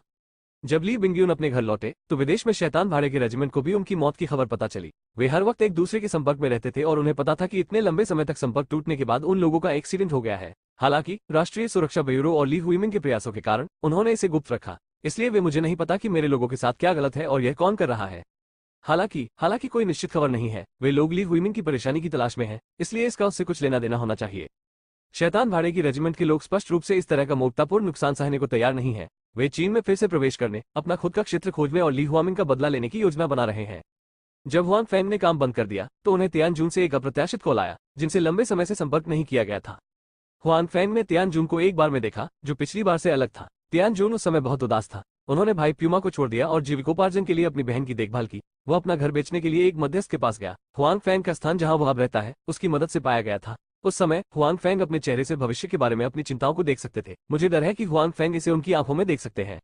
जब मैंने आज तियानजून को फिर से देखा तो उसकी चिंता बहुत कम, अधिक हिंसक और जानलेवा थी, जिसने हुआंग फैंग को परेशान कर दिया। यदि आम लोग होते तो उन्हें तियानजून की गंध महसूस नहीं होती, लेकिन किसने हुआंग फैंग को खुद लोगों को मारने दिया या यहाँ तक कि युद्ध के मैदान में जाने दिया? यह इस गंध के प्रति बहुत संवेदनशील है। और ये हो गया। हुआंग फैंग को आते देखकर तियानजून ने सिर हिलाया और बारटेंडर से कहा, उसे एक पे दो। ठीक है भाई, बारटेंडर ने तुरंत सिर हिलाया। जाहिर है वो तियानजून को जानता था। भाई, ऐसा लगता है कि आपने हाल ही में अच्छा समय बिताया है। हुआंग फैंग अभी बारटेंडर से तियानजून के सम्मान और डर को महसूस कर सकता है। हुआंग फैंग को पता था कि इस अवधि में तियानजून के साथ जरूर कुछ हुआ होगा, अन्यथा उनमें ऐसी सांस न होती और दूसरे लोगों का उनके प्रति ऐसा दृष्टिकोण न होता। तारांकन सब नोवेल नेटवर्क GZBP.co। पहला एस अपडेट तेज है। 30 बेहतर नॉवल पढ़ने के लिए आप हमारे YouTube चैनल और ऑडियो एक्सप्लेन टेलीग्राम चैनल से जुड़ सकते हैं। 364 तियानजून की पसंद। बैठो और कहो, मैदानी सेना ने कहा। हुआंग फैंग उसके बगल में बैठ गया। इस समय बारटेंडर ने हुआंग फैंग के सामने शराब रखी थी। हुआंग फैंग ने उस पर नजर डाली। वो कई बार भी आया था। वो जानता था कि शराब की कीमत सस्ती नहीं थी, बेशक बहुत महंगी भी नहीं थी। भाई बियाओ मर गया है, तियानजून ने अचानक कहा कि पिछली बार तियानलिन को भाई बियाओ से बचाने के बाद से वे दोबारा नहीं मिले हैं। इसलिए तियानजून ने सोचा कि भाई बियाओ की मौत हुआंग फैंग के लिए अज्ञात थी। हुआंग फैंग ने सिर हिलाया लेकिन कुछ नहीं कहा। तियानजून ने आगे कहा, फिर उसके सभी आदमी भाग गए, क्योंकि मैं कुछ समय तक भाई प्यूमा के साथ रहा था। शायद मैंने अच्छा किया। इसलिए जब भाई प्यूमा की मृत्यु हो गई तो उनमें से कई ने मुझे पाया और मुझे एक बड़े भाई के रूप में पहचाना, और आखिरकार मैंने उन्हें स्वीकार करने का निर्णय लिया। क्यों? हुआंग फैंग ने शराब का एक घूंट लिया और कहा, मुझे याद है कि तुम्हारी बहन को तुम्हारा ऐसा जीवन जीना पसंद नहीं था। हाँ, उसे मेरा सारा दिन लड़ना पसंद नहीं है। उसे इसकी चिंता होगी। अपनी बहन के बारे में बात करते समय तियानजून के चेहरे पर एक आकर्षक मुस्कान दिखाई दी, लेकिन फिर उसका चेहरा बदल गया और उसने कहा, लेकिन मैं चाहता हूँ कि वो एक बेहतर जीवन जिए। क्या आप जानते हैं कि हम कहाँ रहते थे? केवल एक कमरा, कई वर्ग मीटर, बीच में केवल एक पर्दा है। मेरी बहन का एकमात्र मनोरंजन रेडियो है जिस पर मैंने 10 युआन खर्च किए। क्या आप जानते हैं कि मैं अपने परिवार को देना चाहता हूँ एक बेहतर जीवन, लेकिन यह असहाय है। मेरी बात सुनो, वो भावना वास्तव में कठिन है। तियानजून की अभिव्यक्ति थोड़ी पागल है। हुआंग फैंग ने उसे थोड़ा समझा। वो अपने दिल में अपनी बहन को बहुत महत्व देता था, जिसे आखिरी बार देखा जा सकता है जब वे उसकी बहन को बचाने गए थे। इसके अलावा आप जानते हैं, मेरी बहन खुद चल नहीं सकती और अपनी आंखें नहीं देख सकती, लेकिन वो इस तरह पैदा नहीं हुई है। उसे एक अजीब बीमारी है। भगवान को उसके साथ ऐसा व्यवहार नहीं करना चाहिए। वो एक देवदूत की तरह दयालु है, इसलिए मैं उसे ठीक करना चाहता हूँ। तियानजू ने हुआन फैंग की ओर नहीं देखा। उसने अपने आप से ऐसे कहा मानो वो अपने आप से ही बात कर रहा हो। लेकिन मेरे पास पैसे नहीं है, मैं पैसे के बिना कुछ नहीं कर सकता। मेरे पास घर किराए पर लेने के लिए भी पैसे नहीं है। मेरे पास उसकी बीमारी का इलाज करने के लिए पैसे कहाँ से होंगे? हालांकि वो कहती है कि वो अब अपने जीवन से संतुष्ट है, मैं उसे जीवन भर ऐसे ही नहीं देख सकता। उसे ऐसा जीवन जीने के लिए मैं नरक में भी जाने को तैयार हूँ। हालांकि मेरे पास पैसा कमाने की क्षमता नहीं है। मुझे डर है कि मैं जीवन भर लड़ने के अलावा उसकी बीमारी के इलाज के लिए पैसे नहीं जुटा सकता। इसलिए जब वे लोग मुझे ढूंढते हैं तो मैं द्रवित हो जाता हूँ। मुझे पता है मुझे एक विकल्प चुनना होगा। तो आप उनके बड़े भाई बन गए, अब आप पूर्व प्यूमा भाई के समान हैं, हुआन फैंग ने कहा। इतना खराब भी नहीं। तियानजून की आंखों में दृढ़ता की झलक दिखी। मुझे पता है कि केवल इसी तरह से मैं अपनी बहन के जीवन को बदलने की उम्मीद कर सकता हूँ और उसे खड़े होकर दुनिया को फिर से देखने का मौका दे सकता हूँ। हुआन फैंग ने यह समझने के लिए सिर हिलाया कि उसकी एक बहन भी है। यदि उसकी बहन को इस स्थिति का सामना करना पड़ता तो उसने तियानजून के समान ही विकल्प चुना होता। हालांकि मैंने युवा भाई के आदमियों पर कब्जा कर लिया है, लेकिन कुछ चीजें हैं जो हम नहीं करते हैं, जैसे हुआन, जुआ और जहर। हालांकि इस तरह से हमारी आय बहुत कम है, लेकिन मैं भी बेहतर महसूस कर सकता हूँ। तियानजून ने कहा कि उनकी अपनी जिद थी। यदि उसने पहले प्यूमा से वादा नहीं किया होता और 3 चीजों में उसकी मदद नहीं की होती तो वो प्यूमा में शामिल नहीं होता। इस बार वो वास्तव में अपनी बहन के कारण व्यवसाय में था। वो जानता था कि उसकी बहन किस तरह की इंसान है, इसलिए वो ज्यादा दूर नहीं जा सका। कुआ, हुआन फैंग ने सिर हिलाया। भाई बियाओ, वे अब सिर्फ गैंगस्टर हैं। हालांकि वे बहुत ज्यादा गैंगस्टर नहीं हैं। अभी हम जिस बार में हैं वही वो जगह है जहां मैं देखता हूँ। अब हमारी मुख्य आय दूसरों को देखने में मदद करना और सुरक्षा शुल्क इकट्ठा करना है। तियानजू ने हुआन फैंग को टोस्ट किया और कहा, आज आने और मुझे इतना सुनने के लिए धन्यवाद। वास्तव में इन दिनों मैं बहुत पीड़ित हूँ और मैं अन्य लोगों से बात नहीं कर सकता, इसलिए मैं आपको फोन करूंगा। आज पियो और मेरी शिकायतें सुनो। कुछ नहीं, हुआन फैंग एक दूसरे के मनोविज्ञान को समझ सकते हैं, इसलिए उनके पास कोई अन्य विचार नहीं है। ऐसा लगता है कि तियानजून ने बहुत कुछ जाने दिया है, भले ही उसमें चिड़चिड़ापन बहुत कम है। हालांकि उन्होंने मूल युवा भाई के कुछ लोगों को अपने कब्जे में ले लिया, लेकिन कुछ लोग ऐसे भी होंगे जो इन जगहों को देखना नहीं चाहते होंगे, अतः उसमें कुछ चिड़चिड़ापन आना लाजमी है। वैसे मैंने सुना है कि कुछ समय पहले आपके उद्योग में अधिक प्रसिद्ध अंकल ली का निधन हो गया था और आपने अपने क्षेत्र को बड़ा चढ़ाकर पेश करने के इस अवसर का लाभ नहीं उठाया। हुआन फैंग को अचानक अंकल ली के व्यवसाय के बारे में ख्याल आया। अंकल ली भी इस इंडस्ट्री के एक गैंगस्टर हैं, उसके आदमियों के पास भी काफी इलाका है। यदि पहले उनकी अचानक मृत्यु हो गई तो ऐसी कई फैक्ट्रियां होंगी जिनकी वो पहले देखभाल करते थे, उनकी देखभाल नहीं की जाएगी। आप अंकल ली के बारे में भी जानते हैं? तियानजून ने आश्चर्य से पूछा। उनके दिल में हुआन फैंग और वे एक ही दुनिया से नहीं हैं। आज उसने हुआन फैंग को बात करने के लिए बुलाया, इसका कारण यह है कि हुआन फैंग और उसने पहले मिलकर अपनी बहन को बचाया था, तो मानसिक रूप से उसे व्यक्तिगत रूप से होना चाहिए। इसके अलावा वो दूसरों के साथ बात करने में अच्छा नहीं है, इसलिए हुआन फैंग को ढूंढना एक अच्छा विचार है। बात बस इतनी है कि उसने यह उम्मीद नहीं की थी कि हुआन फैंग उसके विचार से अधिक जान पाएगा। अंकल ली का पतन उनके व्यवसाय में एक बड़ी घटना है, लेकिन बाहरी लोगों के लिए ये स्पष्ट है कि इस पर ध्यान देने के लिए कुछ भी नहीं है। अप्रत्याशित रूप से हुआन फैंग को पता है। अच्छा, मेरी एक दोस्त है पुलिस स्टेशन से, उसकी बात सुनो। हुआन फैंग ने एक बहाने से क्यू निंगशुंग को ढूंढ लिया। ओह, हालांकि हुआन फैंग पुलिस स्टेशन के एक दोस्त को देखकर आश्चर्यचकित था, लेकिन तियानजून ने नहीं पूछा। उनके पेशे के एक सदस्य के रूप में वो अभी भी पुलिस के लिए वर्जित था। अंकल ली वास्तव में गिर गए और बहुत सारी जगह बना ली। बहुत से लोग उत्साहित हैं। स्वाभाविक रूप से मैं भी वही हूँ। हाल ही में मैं मुख्य रूप से इस मामले में व्यस्त हूँ और अधिक जगह वापस आना चाहता हूँ, तियानजून ने कहा। हालांकि स्थिति बहुत अच्छी नहीं है। आखिरकार मैं इस उद्योग में एक नवागंतुक हूँ और केवल कुछ मूल युवा भाई के लोग हैं और उनमें से सभी नहीं, इसलिए ताकत बहुत सीमित है और मैं कई ठोस लाभों के बारे में नहीं सोचा। तियानजून हुआन फैंग से नहीं छिपा। उनकी ताकत वास्तव में उनके आसपास के बड़े भाई स्तर के लोगों में नहीं थी। ये लाइन मूल रूप से पूंजी रैंकिंग का एक दौर था। यह उल्लेख करने के लिए नहीं कि वो एक नया आदमी था। यहाँ तक कि पूर्व प्यूमा भाई को भी रैंक नहीं दी गई। टीफास्ट बेहतर नॉवल पढ़ने के लिए आप हमारे YouTube चैनल और ऑडियो एक्सप्लेन टेलीग्राम चैनल से जुड़ सकते हैं। 365 तियानलिन का दौरा। वास्तव में हुआन फैंग वास्तव में चाहता है कि तियानजून अधिक लाभ उठाए उन लोगों की तुलना में जिनसे वो परिचित नहीं है। तियानजून अभी भी अपने बारे में कुछ जानता है। वो दूसरों की तुलना में बहुत आगे नहीं जाएगा। हालांकि वो कभी कभी ऐसे काम करता है जो पुलिस को पसंद नहीं आते, लेकिन वे दूसरों से बेहतर होते हैं। हालांकि हुआन फैंग के लिए अब और सोचना बेकार है। आखिरकार वो ये बातें तय नहीं कर सकता। तियानजून इस उद्योग में एक नवागंतुक है और उसकी ताकत सीमित है, तो ये सामान्य बात है कि वो इसका कोई फायदा नहीं उठाता। लेकिन तियानजून की वर्तमान पहचान जानने के बाद हुआन फैंग थोड़ा प्रभावित हुआ। पिछली बार जब तियानजियाओ समूह को उन छोटे गैंगस्टरों के उत्पीड़न का सामना करना पड़ा तो वो खुद ही सामने आया और समस्या को हल करने के लिए भी बाहर आया। अगर उस समय उसके पास तियानजून जैसा कोई दोस्त होता तो वो तियानजून से बिना किसी परेशानी की समस्या को हल करने में मदद करने के लिए कह सकता था, शायद वो इसे खुद को दे देगा, मैं मुसीबत में हूँ। इसके अलावा अब जब मैंने अपना कारखाना खोल लिया है तो मुझे यकीन है कि भविष्य में अन्य उद्योग भी होंगे। अगर मैं इसमें मदद नहीं कर सकता तो कुछ छोटे गैंगस्टर मेरे पास आएंगे और सुरक्षा शुल्क मांगेंगे। मैं अपनी फैक्ट्री को कुछ समय के लिए रख सकता हूँ और मैं इसे हर समय नहीं रख सकता। इसके अलावा एक से अधिक उद्योग होने चाहिए और मैं व्यस्त नहीं रह सकता। इसलिए तियानजून जैसे पेशेवर के लिए ऐसे मामले से निपटना अधिक सुविधाजनक होगा। इसलिए हुआन फैंग को अब भी उम्मीद है कि तियानजून का स्टाफ मजबूत होगा। हुआंग फैंग तियानजून की मदद करने को तैयार है, लेकिन उसकी पहचान अब अधिक जटिल है, इसलिए वो इसे आसानी से नहीं कर सकता। सौभाग्य से तियानजून के दिमाग में हुआंग फैंग थोड़ा कौशल वाला एक साधारण व्यक्ति है, लेकिन वो उससे ज्यादा मदद नहीं लेना चाहता है। मेरी बहन आपको व्यक्तिगत रूप से धन्यवाद देना चाहती है, जब उनके पे समान थे, तियानजून ने हुआंग फैंग से कहा। पिछली बार हुआंग फैंग और तियानजून तियानलिन को बचाने गए थे, वे जल्दी में चले गए। इस समय के दौरान तियानलिन हमेशा हुआंग फैंग को व्यक्तिगत रूप से धन्यवाद देना चाहता था। यही एक कारण है कि तियानजून ने हुआंग फैंग को बाहर बुलाया। हुआंग फैंग ने तियानजून के निमंत्रण को अस्वीकार नहीं किया, इसलिए वे बार छोड़कर तियानजून के नए निवास पर चले गए।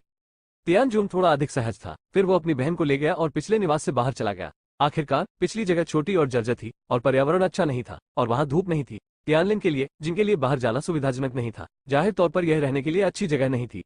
हालांकि जब हुआंग फैंग तियानजून के भाई और बहन के नए निवास पर पहुंचे, तो उन्होंने ये भी पाया कि यद्यपि यह उस स्थान से बेहतर था जहां वे पहले रहते थे, लेकिन यह सीमित भी था। यह एक छोटे से क्षेत्र वाला 2 बेडरूम 1 हॉल का घर है, कम से कम उस जगह जितना बड़ा नहीं जहां अब हुआंग फैंग रहता है। ऐसा लगता है कि भले ही तियानजून बड़ा भाई बन गया हो, लेकिन आर्थिक बदलाव ज्यादा नहीं है। हालांकि इसके बारे में सोचना आश्चर्य की बात नहीं है। वो सबसे अधिक लाभदायक को नहीं छूता और बहुत सारा पैसा कमा सकता है। इसके अलावा उसे ऐसे लोगों के एक समूह का समर्थन करना होगा जिनकी कोई आय नहीं है और कोई भी उसका अनुसरण करने को तैयार नहीं है। तुमसे भी बदतर, तियानजून ने हुआंग फैंग से कहा कि उसे हुआंग फैंग का निवास मिल गया है, जिसे वो स्वाभाविक रूप से जानता था। वो अपनी बहन के साथ हुआंग फैंग के पड़ोस में भी रहना चाहता था, लेकिन जाहिर है वो अभी ऐसा नहीं कर सकता था, उसके पास इतने पैसे नहीं थे। भाई, क्या कोई मेहमान आ रहा है? तियानलिन की आवाज से। ठीक है, पिछली बार जब मैं आपके हुआंग फैंग को बचाने गया था, तो क्या आप हमेशा उसे धन्यवाद नहीं देना चाहते थे? भाई, उसे आज लाया था। तियानजून हुआंग फैंग को लिविंग रूम में ले जाता है और कहता है कि उसकी बहन तियानलिन वहां बैठकर सुन रही है रेडियो पर, जो उसकी पसंदीदा चीज है। वास्तव में अपने भाई की बातें सुनने के बाद तियानलिन आश्चर्यचकित चेहरे के साथ व्हीलचेयर से उठ खड़ी हुई। भाई हुआंग, क्या ये वास्तव में आप हैं? आखिरी बार के लिए धन्यवाद। ध्यान से, तियानजून अपनी बहन की मदद करने के लिए जल्दी से आगे बढ़ा। आपका स्वागत है, मैंने केवल थोड़ी सी मदद की है, हुआंग फैंग ने कहा कि वो सच कह रहे थे। उस समय उनका कौशल मजबूत नहीं था और यह मुख्य रूप से तियानजून का हाथ था। मैं न केवल अपने व्यवसाय के लिए बल्कि अपने भाई के लिए भी हूँ। मेरे भाई के लिए काम करने के लिए धन्यवाद, तियानलिन ने कहा। मैं तुम्हारे लिए पानी डालूंगा। तियानलिन फे को अपना आभार व्यक्त करने के लिए हुआंग फैंग के लिए पानी डालना पड़ा। तियानजून धीमी आवाज में हुआंग फैंग से कहता है, वह नहीं जानता कि मैं अब क्या कर रहा हूँ। मैं कहता हूँ कि आप अपने अधीन काम करते हैं, आप एक छोटे मालिक हैं। हुआंग फैंग ने सिर हिलाया और फुसफुसाए, आपने बिल्कुल भी झूठ नहीं बोला है, मैं वास्तव में एक छोटा मालिक हूँ। तियानजून को स्पष्ट रूप से पहले हुआंग फैंग की विशिष्ट स्थिति का पता नहीं था। वो केवल इतना जानता था कि वो एक सुरक्षा गार्ड है। तो उसने अपनी बहन से जो कहा वो ये है कि हुआंग फैंग के परिचय के बाद वो अब एक सुरक्षा गार्ड है। वो हुआंग फैंग के हाथों में है। हालांकि हुआंग फैंग की पहचान उनके द्वारा एक छोटे मालिक के रूप में बताई गई है। उन्हें उम्मीद नहीं थी कि हुआंग फैंग वास्तव में एक छोटा बॉस है। तियानलिन देख नहीं सकती, लेकिन उसकी याददाश्त अच्छी है। कुछ ही दिनों में उसने अपने नए घर में साज सज्जा का इंतजाम कर लिया है। पानी डालने में कोई दिक्कत नहीं है। भाई हुआंग, पानी पी लो। ठीक है, मैं इसे स्वयं कर लूंगा। हुआंग फैंग ने जल्दी से पानी का कप अपने हाथ में ले लिया। भाई हुआंग, मैंने हमेशा अपने भाई से आपको धन्यवाद देने के लिए रात के खाने पर बुलाने के लिए कहा है। हालांकि वो हमेशा कहता था कि आपके पास समय नहीं है। अभी भी इतनी देर हो गई है कि आखिरकार मैंने आपको आज यहाँ आमंत्रित किया है, तियानलिन ने कहा। इतने विनम्र मत बनो, तुम्हारा भाई और मैं भी दोस्त हैं, एक दूसरे की मदद करना सही है, हुआंग फैंग ने कहा।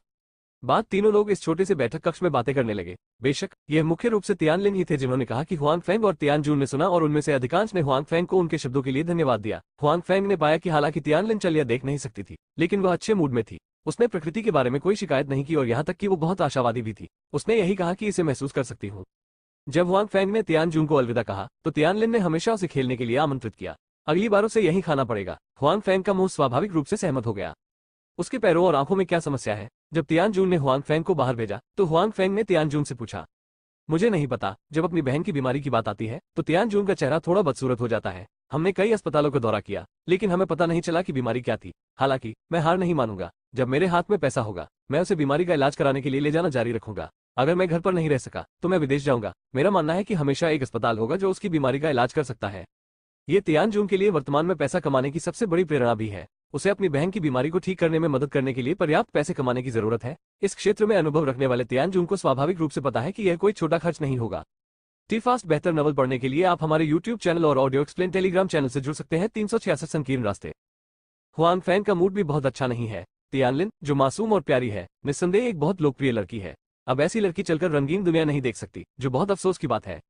तब हुआंग फैंग ने अपनी आंतरिक शक्ति के बारे में सोचा। फिल्मों और टीवी में मजबूत आंतरिक शक्ति वाले लोग अपनी आंतरिक शक्ति का उपयोग लोगों को ठीक करने, विशरण करने और यहाँ तक कि चमत्कारी कौशल रखने में मदद करने के लिए कर सकते हैं। वे अपनी अधिकांश बीमारियों को ठीक करने के लिए अपनी आंतरिक शक्ति का उपयोग कर सकते हैं। हालांकि हुआन फैंग ने बाय जियाओरो से सीखा है, ऐसा लगता है कि वास्तविकता में आंतरिक शक्ति टीवी और फिल्मों जितनी मजबूत नहीं है, और यहाँ तक कि शरीर में शराब को शरीर से बाहर निकालना भी मुश्किल है। हालांकि हुआन फैंग अपनी अजीब ऊर्जा से ऐसा कर सकता है। इसके अलावा हुआन फैंग अब कह सकता है कि उसने उत्तरी मिंग जादू कौशल सीख लिया है। तियानलो के 8 हिस्सों में डुआन यू उत्तरी मिंग जादू कौशल द्वारा अवशोषित आंतरिक शक्ति का उपयोग इसे उत्तरी मिंग क्यूई में बदलने के लिए कर सकता है। जब वो और कियाओ फैंग शराब के लिए लड़ रहे होते हैं, तो वो अपने उत्तरी मिंग क्यूई का उपयोग अपने शरीर में शराब को जबरन शरीर से बाहर निकालने के लिए करता है। इसलिए हुआन फैंग के शरीर में वर्तमान ऊर्जा और भविष्य में उसे प्राप्त होने वाली बेमिंग क्यूई वास्तविकता में आंतरिक शक्ति से भिन्न हो सकती है। शायद वो तियान लिन की बीमारी को ठीक करने में मदद कर सकता है, लेकिन वह अभी निश्चित नहीं है, इसलिए फिलहाल उसके पास तियान जून से कहने के लिए कुछ नहीं है।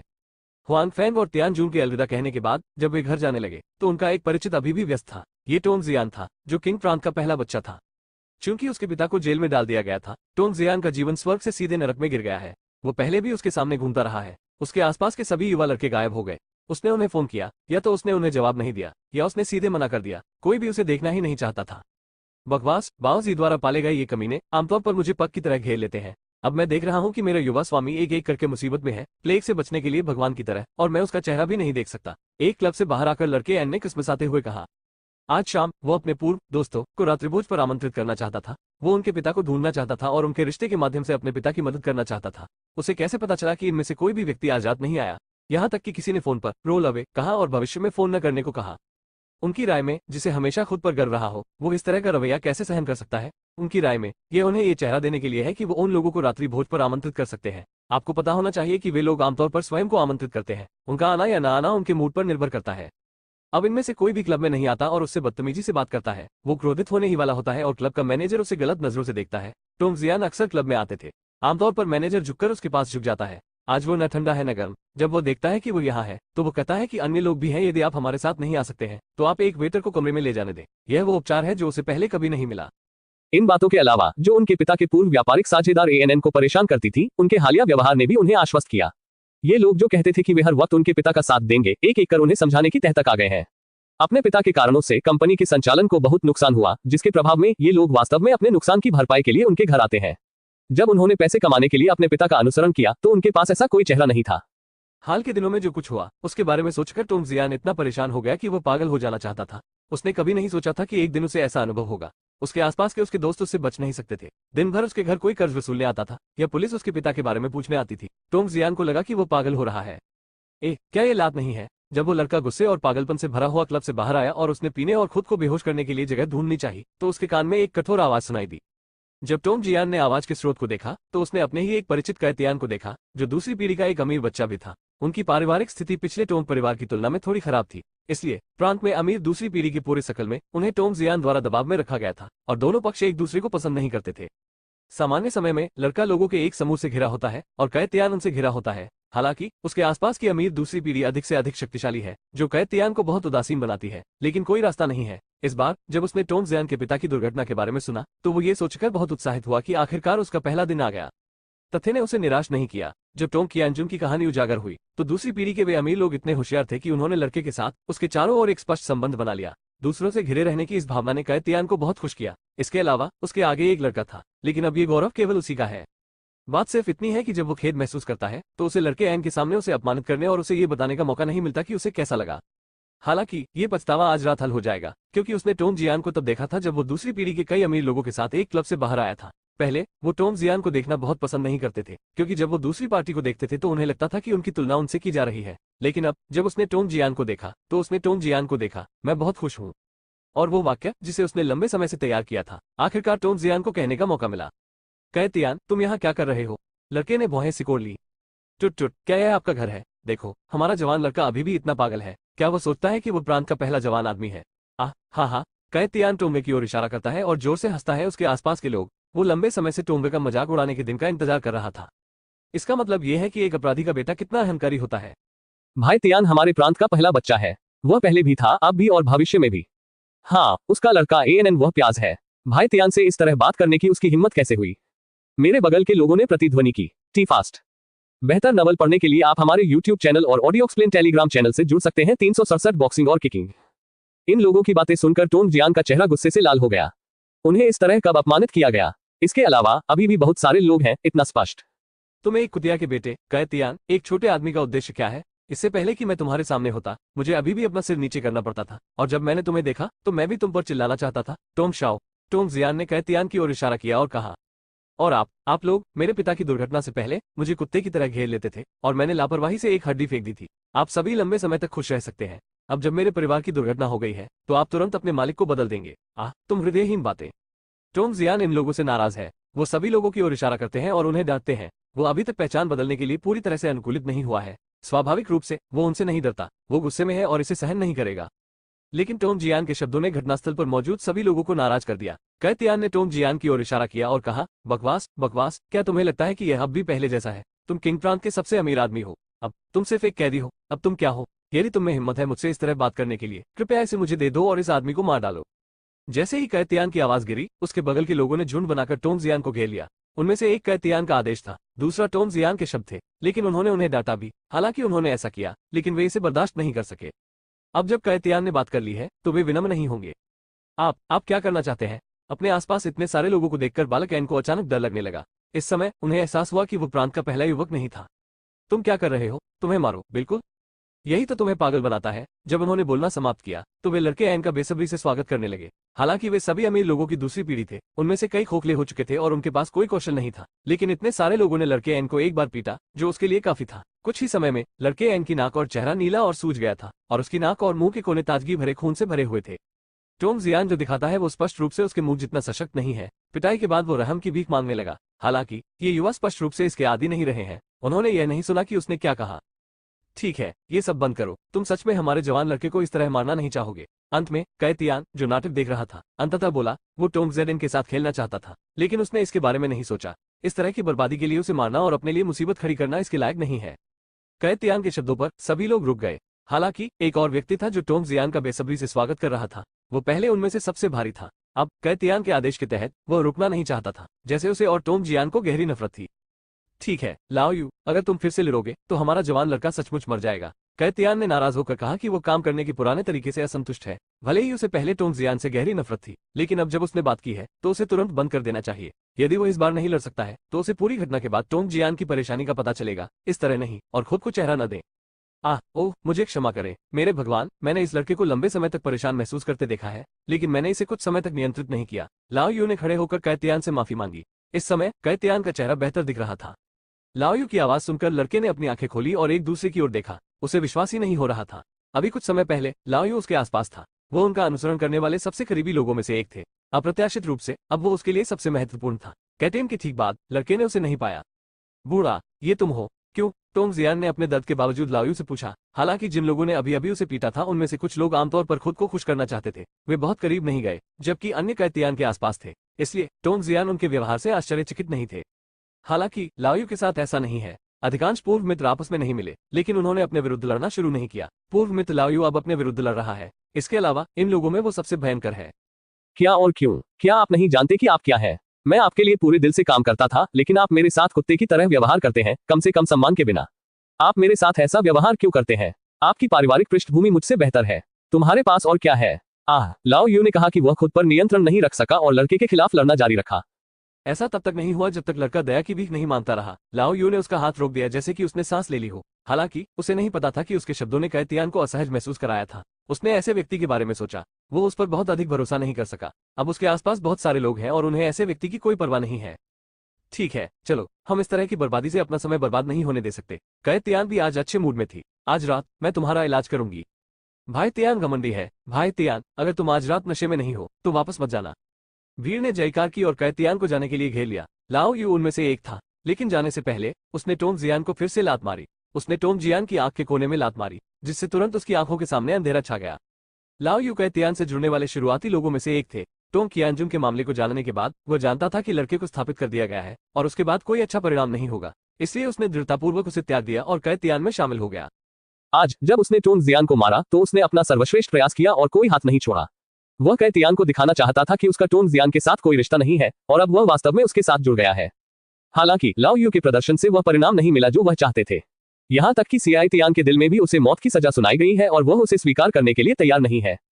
टी फास्ट बेहतर नवल पढ़ने के लिए आप हमारे YouTube चैनल और ऑडियो एक्सप्लेन टेलीग्राम चैनल से जुड़ सकते हैं। 368 बाय श्याओरू का आगमन। टोंग जियान कई लोगों के प्रस्थान को जहरीली आंखों से देखता है और अब उसे समझ में आता है कि उसकी स्थिति क्या हो गई है, जो उसे और अधिक पागल बना देती है। हालांकि टोंग जियान अभी कैतियान और अन्य लोगों से नफरत करता है, ये बहुत उग्र नहीं है। आखिरकार यदि आप स्वयं में बदलाव लाते हैं तो आप देख सकते हैं कि आपका पूर्व प्रतिद्वंद्वी नीचे चला गया है। यह उन लोगों से भी बदतर है। बेशक इसका मतलब यह नहीं है कि टोंग जियान उनसे नफरत नहीं करता है, वह अपने दिल में उनसे नफरत भी करता है, लेकिन उनमें से एक की तुलना में उसके मन में दूसरों के प्रति थोड़ी कम नफरत है। और यह व्यक्ति अभी बूढ़ा है। टोंग जियान ने खुद से पूछा कि क्या वो पहले लाओयू के प्रति दयालु था, और वह भी उन लोगों में से एक था जो उसका करीब से अनुसरण करते थे, लेकिन अब वो है जिसने खुद पर सबसे कठोर हाथ डाला है, जिसे स्वीकार करना टोंग जियान के दिल के लिए बहुत मुश्किल हो गया है। वहीं लाओयू के प्रति उनकी नफरत बाकी लोगों से कहीं ज्यादा है। तुम एक कुत्ते हो जिसे ठीक से खाना नहीं खिलाया जा सकता, तुम मेरा इंतजार करो, मैं इसे जाने नहीं दूंगा। टोंग जियान ने लंगड़े पैर को क्लब से दूर खींच लिया, लेकिन उसके जाने से उसका मूड ज्यादा बेहतर नहीं हुआ। इसके बजाय वो बदला लेने के बारे में सोच रहा था, उन लोगों से पागल बदला लेने के बारे में जिन्होंने उसे परेशान किया था, जिसमें लाओ यू भी शामिल था। इस समय वो पुराने स्वामी के साथ नए स्वामी के साथ है। स्वाभाविक रूप से वो नहीं जानता कि टोंग जियान की नाराजगी एक निश्चित सीमा से अधिक हो गई है।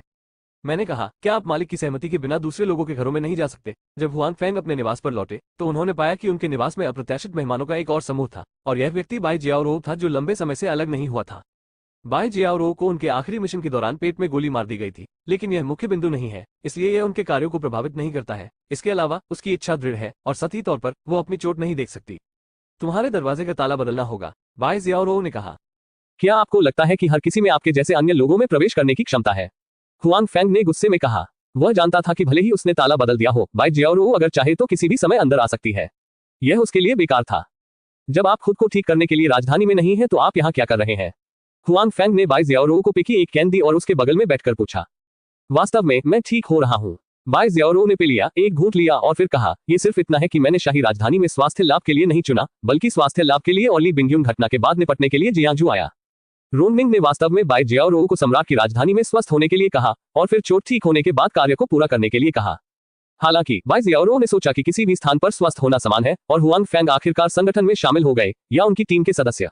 ऐसी कई बातें हैं जो उसे समझ नहीं आई। ली बिंगयुन का कार्यक्रम अभी दोबारा हुआ, इसलिए बाई जियाओरो को लगा कि उसे जियांगजू आना चाहिए। यहाँ वह है। इसके अलावा ये ली बिंगयुन के मामलों से भी निपट सकती है और हुआन फैंग को कुछ सिखा भी सकती है। क्या ये हल नहीं हुआ? हुआन फैंग ने कहा कि ली बिंगयुन के लोग चले गए हैं, मामले को उनके राष्ट्रीय सुरक्षा ब्यूरो ने अपने हाथ में ले लिया है और उन लोगों की भी मौत हो गई है। हालांकि उनकी भाड़े की रेजिमेंट में अभी भी लोग हैं और यहाँ तक कि कुछ लोग जवाबी कार्रवाई भी करेंगे, लेकिन ये सिर्फ अटकलें हैं और भले ही यह प्रतिशोध हो, वे क्विंग प्रांत के बजाय सिचुआन प्रांत में जाएंगे जहां ली बिंगयुन है। हल करें, ये कैसे हो सकता है? बाई जियाओरा ने कहा, सबसे पहले वे भाड़े की रेजिमेंट यहाँ कैसे आई? उन्हें ली बिंगयुन और ली हुआमिन के बीच संबंध का पता कैसे चला? ये सभी समस्याएं हैं। दूसरी बात, वे निश्चित रूप से करेंगे किनशेंग आए। इससे कोई फर्क नहीं पड़ता कि ली बिंगयुन अंदर है या नहीं, बाकी लोग आने की कोशिश करेंगे क्योंकि उनके लोग किनशेंग में खो गए हैं, भले ही हम इसे ब्लॉक कर दें। वे जांच करने आएंगे। बाई जियाओरो सही है। हुआक्सिया क्षेत्र में प्रवेश करने वाले विदेशी भाड़े के सैनिकों के प्रबंधन में बहुत सख्त है। लगभग कोई भी यहाँ नहीं आ सकता या किनशेंग प्रांत के भीतरी इलाकों में नहीं आ सकता। भले ही बहुत से लोगों के पास हथियार हो, लेकिन इसमें कुछ दिक्कतें तो होंगी ही। बिना मदद के वे यहाँ आसानी से नहीं पहुंच सकते। दूसरे, यह उनके साथियों की मृत्यु है। हालांकि बाई जियाओरो और ली हुईमिन इस खबर को रोक रहे हैं। अगर कोई उन्हें क्षेत्र में प्रवेश करने में मदद करता है तो उनकी मदद करने वाले व्यक्ति के पास ऊर्जा होनी चाहिए और मामले की असलियत को जानना चाहिए। दूसरे शब्दों में, मैं शायद बेनकाब हो गया हूँ। हुआन फैंग ने भौहें चढ़ा दी। हम संभवतः, बाई जियाओरो ने सिर हिलाया। हालांकि आपको ज्यादा चिंता करने की जरूरत नहीं है। मैं इस अवधि में यहाँ रहूंगा और ली हुआमिन वहाँ कुछ कदम उठाएंगे, इसलिए आप जिस खतरे का सामना कर रहे हैं वो बड़ा नहीं है। बेशक ये हुआन फैंग को सांत्वना देने के लिए बाई जियाओरो के शब्द है। दरअसल उन डेस्पराडो ने उसे घूरकर देखा था। कोई खतरा कैसे नहीं हो सकता, और वो इस मामले के लिए सिर्फ हुआन फैंग की रक्षा के लिए आई थी। हुआन फैंग भी इस सच्चाई को समझते हैं। हालांकि जब उन्होंने राष्ट्रीय सुरक्षा ब्यूरो में शामिल होने का फैसला किया तो उन्होंने सोचा कि जब वे भविष्य में कार्य करेंगे तो खतरा होगा, इसलिए इसमें कोई आश्चर्य की बात नहीं है कि अब उसे इस तरह की चीज का सामना करना पड़ रहा है। यदि हुआन फैंग को भंडारण बॉक्स नहीं मिला, जादू और आंतरिक कौशल नहीं सीखा, तो वह ऐसी चीजों से डरेंगे और राष्ट्रीय सुरक्षा ब्यूरो में शामिल नहीं होंगे। हालांकि इन क्षमताओं के साथ हुआन फैंग को पता होगा कि उसका भविष्य अलग होगा और वह इन चुनौतियों के लिए भी तरस रहा था, इसलिए अब उसे ऐसी चीजें मिली। हालांकि उसने थोड़ा सा भौहें चढ़ा ली, लेकिन मुझे अपनी पसंद पर पछतावा नहीं हुआ। आजकल तुम मेरे साथ नहीं रहोगी। हुआन फैंग ने देखा कि दूसरा पक्ष जाना नहीं चाहता और उससे कहा, बेशक मैं आपकी रक्षा करना चाहता हूँ। इसके अलावा मैं एक घायल व्यक्ति हूँ और मेरी देखभाल की जरूरत है। क्या आप नहीं चाहते कि मैं होटल में अकेले रहूं? बाई जियाओरो ने स्वाभाविक रूप से कहा। आपका स्वागत है, हुआन फैंग ने कहा। ठीक है, इतना मत कहो, खाना बनाने जाओ। मुझे भूख लगी है। मैं बहुत देर से तुम्हारा इंतजार कर रहा हूँ, लेकिन मैंने अभी तक रात का खाना नहीं खाया है। क्या तुम्हारे पास एक घायल व्यक्ति के साथ ऐसा व्यवहार करने का दिल है? ये बाई जियाओरो ने अपना पेट रगड़ा और कहा, मुझे आपके जैसा नेता कैसे मिल सकता है? हुआन फैंग रसोई की ओर जाते हुए बुदबुदाया। बाई जियाओरू हुआन फैंग की पीठ को देखती है और उसके मुंह के कोने पर एक मुस्कान दिखाई देती है। हालांकि वह तुरंत उदास दिखती है। जाहिर है इस बार यह अभी भी थोड़ा मुश्किल है, उस आसान तरीके से बहुत दूर है जो उसने अभी कहा था। उसी समय वह हुआन फैंग के कौशल के बारे में बहुत उत्सुक थी। उसने एक समय में 6 क्रूर भाड़े के सैनिकों को हल किया। बाई जियाओरू ने खुद से पूछा कि क्या उनमें ऐसी कोई क्षमता नहीं है। बेहतर नवल पढ़ने के लिए आप हमारे YouTube चैनल और ऑडियो एक्सप्लेन टेलीग्राम चैनल से जुड़ सकते हैं। 369 पूर्ण सदस्य। तो इस बार बाई जियाओरू ने भी एक जिज्ञासु विचार किया और देखना चाहती थी कि उसके नए अधीनस्थों के पास किस प्रकार के कौशल हैं। हुआन फैंग को भोजन खत्म करने में देर नहीं लगी। शाम को जब उन्होंने और तियानजून ने एक साथ भोजन किया तो उन्होंने ज्यादा नहीं खाया, लेकिन कुछ शराब पी ली, इसलिए अब वे भी भूखे हैं, इसलिए उन्होंने बाई जियाओरू के साथ मिलकर भोजन किया। वैसे ये रहा आपका आईडी कार्ड, इसे ले लो। भोजन के दौरान बाई जियाओरू ने हुआन फैंग को एक प्रमाण पत्र सौंपा। हुआन फैंग ने तुरंत प्रसिद्ध हत्या लाइसेंस उठा लिया। उस पर एक बड़ी स्टील सील लगी थी जिस पर राष्ट्रीय सुरक्षा ब्यूरो का नाम लिखा हुआ था। बेशक उसका अपना नाम, मुख्य चित्र और पद था, और कुछ नहीं था। ऐसा लगता है कि यह आपसे अलग नहीं है। हुआन फैंग ने चारों ओर देखा। बाई जियाओरू का प्रमाण पत्र, जिसे उन्होंने भी देखा था, अपने पद के अलावा दूसरे समूह के नेता थे। ऐसा लग रहा था कि ये उससे अलग नहीं है। बेशक कोई अंतर नहीं है क्योंकि आप आधिकारिक सदस्य का प्रमाण पत्र भी हैं। बाई जियाओरू ने कहा कि हुआन फैंग द्वारा बनाए गए व्यंजन खाते समय वह समझ नहीं पाई कि हुआन फैंग इतना बड़ा आदमी इतनी अच्छी शिल्प कौशल रखता है। पूर्ण सदस्य। हुआन फैंग दंग रह गए और फिर कहा, क्या मैं एक परिधीय सदस्य नहीं हूँ? इसके अलावा क्या औपचारिक सदस्य बनने के लिए परीक्षा उत्तीर्ण करना आवश्यक नहीं है? इसके अलावा मेरा यहाँ अपना खुद का व्यवसाय है। मैं नहीं रहना चाहता सम्राट में हर समय। हालांकि औपचारिक सदस्यों के कई फायदे हैं, हुआन फैंग एक परिधीय सदस्य बनने के लिए अधिक इच्छुक है क्योंकि उस स्थिति में उन पर कम बाधाएं होंगी और उन्हें हर समय राजधानी में स्टैंड बाय पर नहीं रहना पड़ेगा। आपने कार्य सफलतापूर्वक पूरा कर लिया है और मूल्यांकन उत्तीर्ण कर लिया है। बाई जियाओरू ने कहा, आपको पता होना चाहिए कि इस बार चीजें सामान्य चीजें नहीं है और हुआन फैंग सामान्य लोगों का सामना नहीं कर रहे हैं। यहाँ तक कि उन औपचारिक सदस्यों के मूल्यांकन कार्य भी हुआन फैंग जितने कठिन नहीं है, इसलिए उन्हें मूल्यांकन में उत्तीर्ण होने के रूप में गिनना बहुत अधिक नहीं है। दूसरी बात, मैंने टीम लीडर को आपकी स्थिति के बारे में पहले ही बता दिया था, इसलिए यद्यपि आप एक औपचारिक सदस्य हैं, फिर भी आप एक परिधीय सदस्य की तरह रह सकते हैं। आपको राजधानी जाने और हर समय वहां रहने की आवश्यकता नहीं है। आपको बस इसकी आवश्यकता है कभी कभार रिपोर्ट करने के लिए। बाई जियाओरू ने कहा। कितना अच्छा। हुआन फैंग ने संदेहपूर्वक कहा कि बाई जियाओरू ने पिछली बार ऐसा नहीं कहा था। बेशक सभी औपचारिक सदस्य ऐसा नहीं कर सकते। आप विशेष हैं। बाई जियाओरू ने कहा कि वह ईर्ष्यालु थी क्योंकि वह भी हुआन फैंग की तरह स्वतंत्र नहीं हो सकती थी, लेकिन वह वैसी नहीं बनना चाहती थी। क्यों? हुआन फैंग ने पूछा। मैं सिर्फ एक नया सदस्य हूँ। मैं निर्देशक रोंगमिंग से भी नहीं मिला हूँ। दूसरा पक्ष इस तरह मेरी देखभाल कैसे कर सकता है? यह आपके द्वारा पूरे किए गए कार्य से संबंधित है। इसके बारे में चिंता न करें। वैसे भी यह आपके लिए ही अच्छा है, बाई जियाओरू ने कहा। वास्तव में बाई जियाओरू को पता है कि हुआन फैंग के पास ऐसा उपचार क्यों है, जो कई कारणों से होता है। सबसे पहले ये ली बिंगयून की पहचान है। उसे हुआन फैंग ने बचाया था। ली हुआमिन और यहाँ तक कि ली बिंगयू के माता पिता भी हुआन फैंग के बहुत आभारी हैं। ली हुआमिन और ली बिंगयू के पिता की क्या पहचान है? वे रोंगटे खड़े होकर बात कर सकते हैं। उन्हें हुआन फैंग के लिए ली बिंगयू के बारे में बोलना चाहिए। दूसरे, ये शैतान की भाड़े की रेजिमेंट में उन लोगों की पहचान के कारण है। हालांकि यह शीर्ष भाड़े की रेजिमेंट नहीं है, यह एक प्रसिद्ध और शक्तिशाली भाड़े की रेजिमेंट भी है। हुआन फैंग उनमें से 6 को मार सकता है और बंधकों की सुरक्षा सुनिश्चित कर सकता है जब उसके पास एक बंधक हो और वह अकेला हो। यह आसान नहीं है। ये हुआन फैंग की पहचान कौशल को भी दर्शाता है। जबकि परिधीय सदस्यों के पास कम उपचार होता है, आमतौर पर उनके पास नियमित सदस्यों की तुलना में कम कार्य होते हैं। आमतौर पर राष्ट्रीय सुरक्षा ब्यूरो उन्हें बहुत कठिन कार्यों को पूरा करने की व्यवस्था नहीं करेगा, लेकिन अब हम जानते हैं कि हुआन फैंग बहुत कुशल है। राष्ट्रीय सुरक्षा ब्यूरो ऐसे व्यक्ति को जाने देने को कैसे तैयार हो सकता है? वह उसके लिए केवल कुछ साधारण कार्यों की व्यवस्था करने के लिए कैसे तैयार हो सकता है?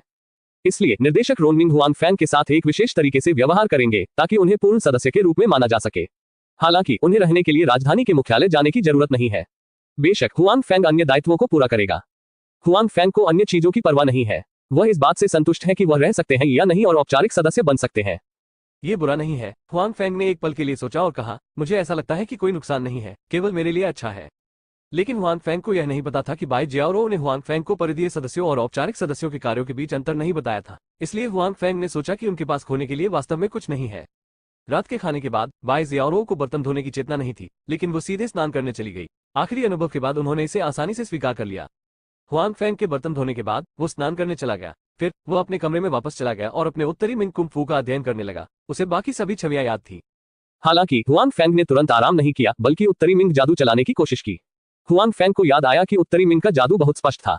इसका दौड़ने का मार्ग सामान्य आंतरिक कौशल से बिल्कुल विपरीत था। यदि उसने अपने शरीर में सीखे गए आंतरिक कौशल को पूरी तरह से फैलाया नहीं, तो वह उत्तरी मिंग जादू को फिर से चलाएगा, जो परस्पर अनन्य होगा और शैतान के पास होगा। हालांकि हुआन फैंग के कुंग फू से पहले यह आसानी से नहीं चल रहा था। उसकी आंतरिक शक्ति और जादू पूरी तरह से एकीकृत हो गए हैं और उन्हें बिल्कुल भी नष्ट नहीं किया जा सकता है। सौभाग्य से हुआन फैंग की नई ऊर्जा अब बहुत अधिक नहीं है। वह पहले उत्तरी नरक कुंग फू का अभ्यास करना चाहता है। यदि कोई संघर्ष है तो उसे रोकना आसान है। यदि वह प्रतीक्षा करता है तो जब शरीर में बहुत अधिक नई ऊर्जा होती है तो एक दूसरे को प्रतिकर्षित करने के बाद उसके लिए उनमें से किसी एक को चुनना कठिन होता है। हुआन फैंग अपने बिस्तर पर जियाओबाई के साथ बैठता है। फिर वह अपनी आंखें बंद कर लेता है और उत्तरी मिंग जादू चलाना शुरू कर देता है। क्योंकि उसके शरीर में क्यूई का कोई कारण नहीं है, जब वह उत्तरी मिंग जादू चलाता है तो उसके शरीर में केवल एक पतला रेशम का धागा होता है। ये धीमी गति और कम मात्रा में चलने लगती है। हुआन फैंग तनावग्रस्त होने लगे और अपने शरीर में पतले प्रवाह को नियंत्रित करने की कोशिश करने लगे। पिछली छवि में रिकॉर्ड किए गए रनिंग रूट के अनुसार ये धीरे धीरे बह रहा था। पतली धारा की बहती मेरिडियन में एक पतली धारा भी दौड़ रही थी। हालांकि इसकी चलने की दिशा हुआन फैंग द्वारा नियंत्रित पतले प्रवाह के विपरीत थी। शुरुआत में हुआन फैंग प्रवाह को सुचारू रूप से नियंत्रित करने में सक्षम था। हालांकि जैसे जैसे ऑपरेशन जारी रहा उसे और अधिक प्रतिरोध महसूस हुआ।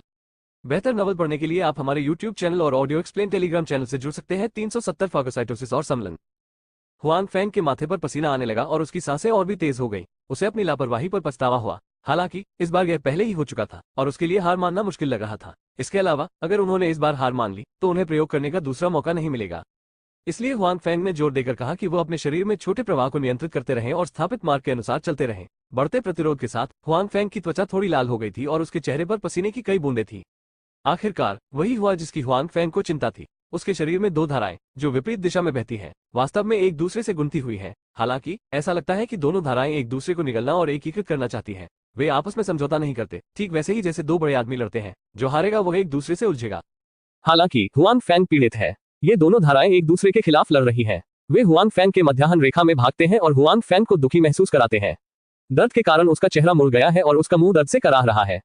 जब जियाओबाई ने हुआन फैंग को देखा तो उसे एहसास हुआ कि हुआन फैंग खतरे में है और वो जल्दी में था और चिल्लाता रहा, लेकिन कोई रास्ता नहीं था। इस समय हुआन फैंग ने दो धाराओं पर नियंत्रण खो दिया है। वह उन्हें केवल तब तक लड़ते हुए देख सकता है जब तक वे जीत नहीं जाते। इस समय हुआन फैंग को भी पता था कि वह कुछ गलत सोच रहा था। उसने पहले जो सोचा था वह ये था कि यदि दो धाराएं टकराती हैं तो वह तुरंत रुक सकता है। फिर दो कौशलों में वह अभ्यास जारी रखने के लिए एक को चुन सकता है ताकि दूसरे को पूरी तरह से छोड़ सके। हालांकि वर्तमान स्थिति स्पष्ट रूप से उससे भिन्न है जो उसने पहले सोचा था। जब उसे पता चला कि दोनों धाराएं परस्पर विरोधी हैं और एक दूसरे से लड़ रही हैं, तो उसने रुकना चाहा, लेकिन वह ऐसा नहीं कर सका। उसने दो धाराओं पर पूरी तरह से नियंत्रण खो दिया, उन्हें अपने मध्याह्न रेखा को परेशान करते देखा और किसी भी समय मरने की संभावना थी। अब हुआन फैंग केवल यह आशा कर सकते हैं कि ये दो धाराएं जल्द से जल्द विजेता और हारने वाले के बीच अंतर करने में सक्षम होंगी। उस स्थिति में टकराव खत्म हो जाएगा और उसके विस्फोट का खतरा नहीं होगा। हालांकि ये दोनों धाराएं स्पष्ट रूप से सामान्य नहीं है। एक नई ऊर्जा है जिसे हुआन फैंग नहीं जानते, जो आंतरिक शक्ति और जादू को एकीकृत करती है। मार्शल आर्ट की पूरी दुनिया में दूसरा शीर्ष स्तर का कौशल है जिसे लिडू में नंबर 1 स्थान दिया जा सकता है। इसमें कोई बुरी शक्ति नहीं है, इसलिए दोनों पक्ष एक ही लड़ाई में हैं। फिलहाल कोई कुछ नहीं कर सकता। हुआन फैंग अधिक से अधिक असहज महसूस करता है। मध्याह्न रेखाएं लगातार फैलती हुई प्रतीत होती हैं, बिल्कुल चमड़े की थैली की तरह जो फूलती रहती है। हालांकि किसी भी वक्त विस्फोट का खतरा भी बना रहता है। उनके शरीर से गर्मी निकलती रहती है। पास की जियाओबाई स्पष्ट रूप से महसूस कर सकती है कि उसके आसपास का तापमान बढ़ रहा है। जियाओबाई हुआन फेंग के आसपास जल्दी में है, लेकिन हुआन फेंग उसकी बात नहीं सुनता। हालांकि जियाओबाई अभी भी बहुत चतुर है। ये जानते हुए कि वह हुआन फैंग की मदद नहीं कर सकता, वह बिस्तर से उठकर अगले कमरे में भाग जाता है। क्या बात है छोटे आदमी, बाई जियाओरू को अभी तक आराम नहीं मिला है, लेकिन उसने पजामा पहन लिया है। इस बार वह यहाँ आई, लेकिन उनकी कुछ तैयारियां हैं। उसके पास पायजामा है, लेकिन बाई जियाओरू पहली बार यहाँ नहीं है। वह जियाओबाई को भी जानता है। वह बहुत होशियार है और लोगों की बातें समझ सकता है, जो कि औसत कुत्ते से कहीं ज्यादा है। लेकिन अब जियाओबाई अपने कमरे में भागती है और उस पर लगातार चिल्लाती है। उसका चेहरा चिंता से भरा है। ये देखकर कि उसे कुछ समझ नहीं आता, वह उसके पजामे का घेरा अपने मुंह से काटती है और उसे बाहर खींच लेती है। क्या आप चाहते हैं कि मैं आपका अनुसरण करूं? बाई जियाओरू ने अस्थायी रूप से पूछा।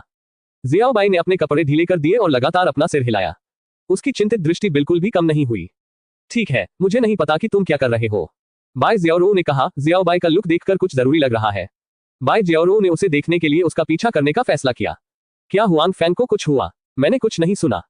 इस समय हुआन फैंग को बाहरी दुनिया के बारे में कुछ भी नहीं पता था, यहाँ तक कि उसकी चेतना भी थोड़ी धुंधली थी, इसलिए उसे नहीं पता था कि जियाओबाई बचाव के लिए आगे बढ़ी थी।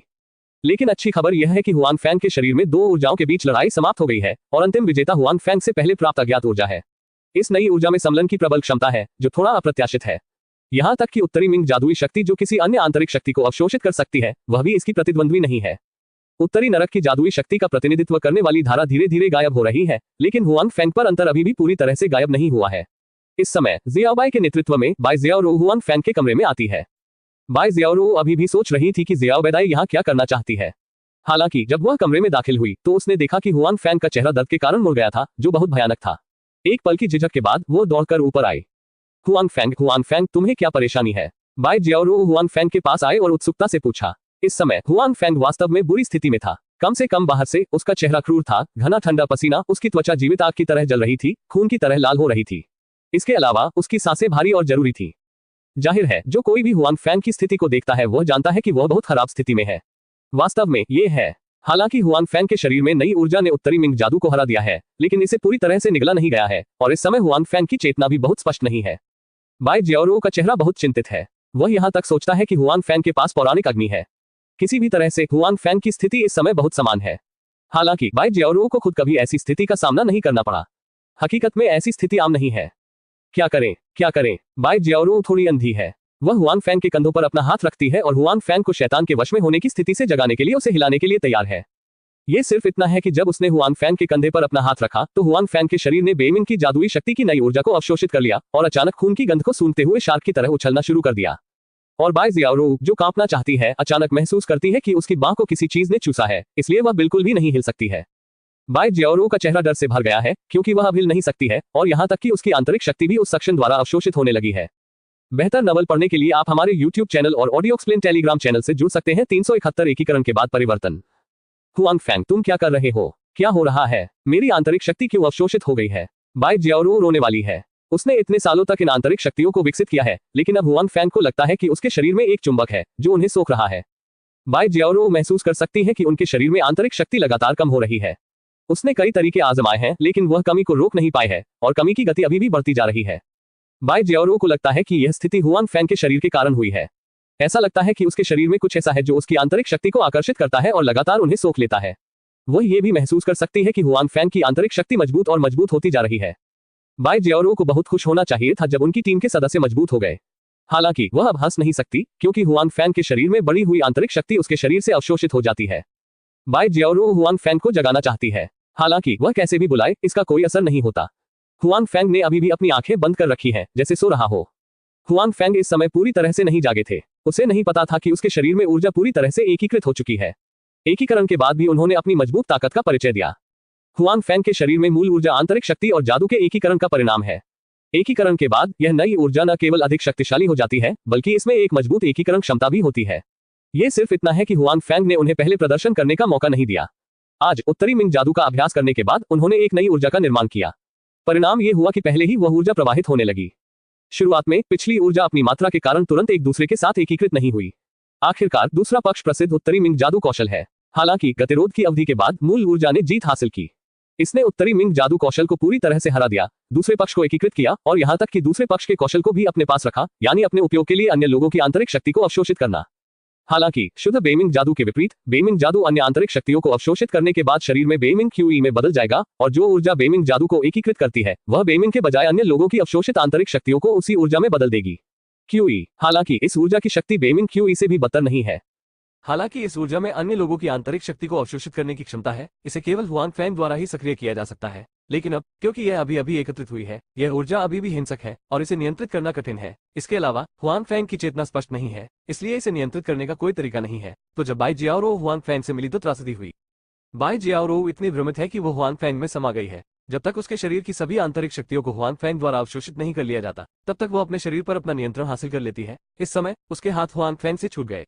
हालांकि बाई जियाओरू मूर्ख प्रतीत होती है। वो हुआन फैंग के पास बैठती है और उसकी आंखों में कोई भावना नहीं है, क्योंकि उसे लगता है कि उसकी आंतरिक शक्ति खाली हो गई है और डेंटेन में कुछ भी नहीं है। इतने सालों की कड़ी मेहनत के बाद भी वो इस सच्चाई को स्वीकार नहीं कर पा रही है। बाई जियाओरू की आंतरिक शक्ति को अवशोषित करने के बाद हुआन फैंग में ऊर्जा अंततः शांत हो गई और अपने मूल आकार में लौट आई। यह अभी भी मूल मार्ग के अनुसार संचालित होता है। हालांकि कुछ उतार चढ़ाव के बाद हुआन फैंग में मेरिडियन को बहुत चौड़ा किया गया है और अधिक आंतरिक शक्ति संग्रहित की जा सकती है। इसके अलावा बाई जियाओरू की आंतरिक शक्ति भी समय पर आती है। वे समय के साथ विस्तारित मेरिडियन को भरते हैं, कोई गैप नहीं है। अन्यथा 1 या 2 दिन के बाद हुआन फैंग के शरीर में चौड़ी मेरिडियन धीरे धीरे फिर से संकीर्ण हो जाएंगी। हालांकि वे पूरी तरह से पिछले वाले से उबर नहीं पाएंगे, लेकिन उन्हें कम लाभ मिलेगा। कई लोगों को बस व्यर्थ ही कष्ट सहना पड़ा। ये कहा जा सकता है कि सिर्फ एक लड़ाई के बाद हुआन फैंग ने न केवल कुछ भी नहीं खोया, बल्कि कुछ दर्द महसूस करने के अलावा बहुत सारे लाभ भी प्राप्त किए। मेरिडियन चौड़ा हो गया है और भविष्य में खेती की गति तेज हो जाएगी और उसने बहुत सारी आंतरिक शक्ति हासिल कर ली है। बेशक जो खो गया है वो बाई जियाओरू है, अब उसके शरीर में कोई आंतरिक शक्ति नहीं है। लंबे समय के बाद हुआन फैंग की चेतना धीरे धीरे उनके शरीर में लौट आई।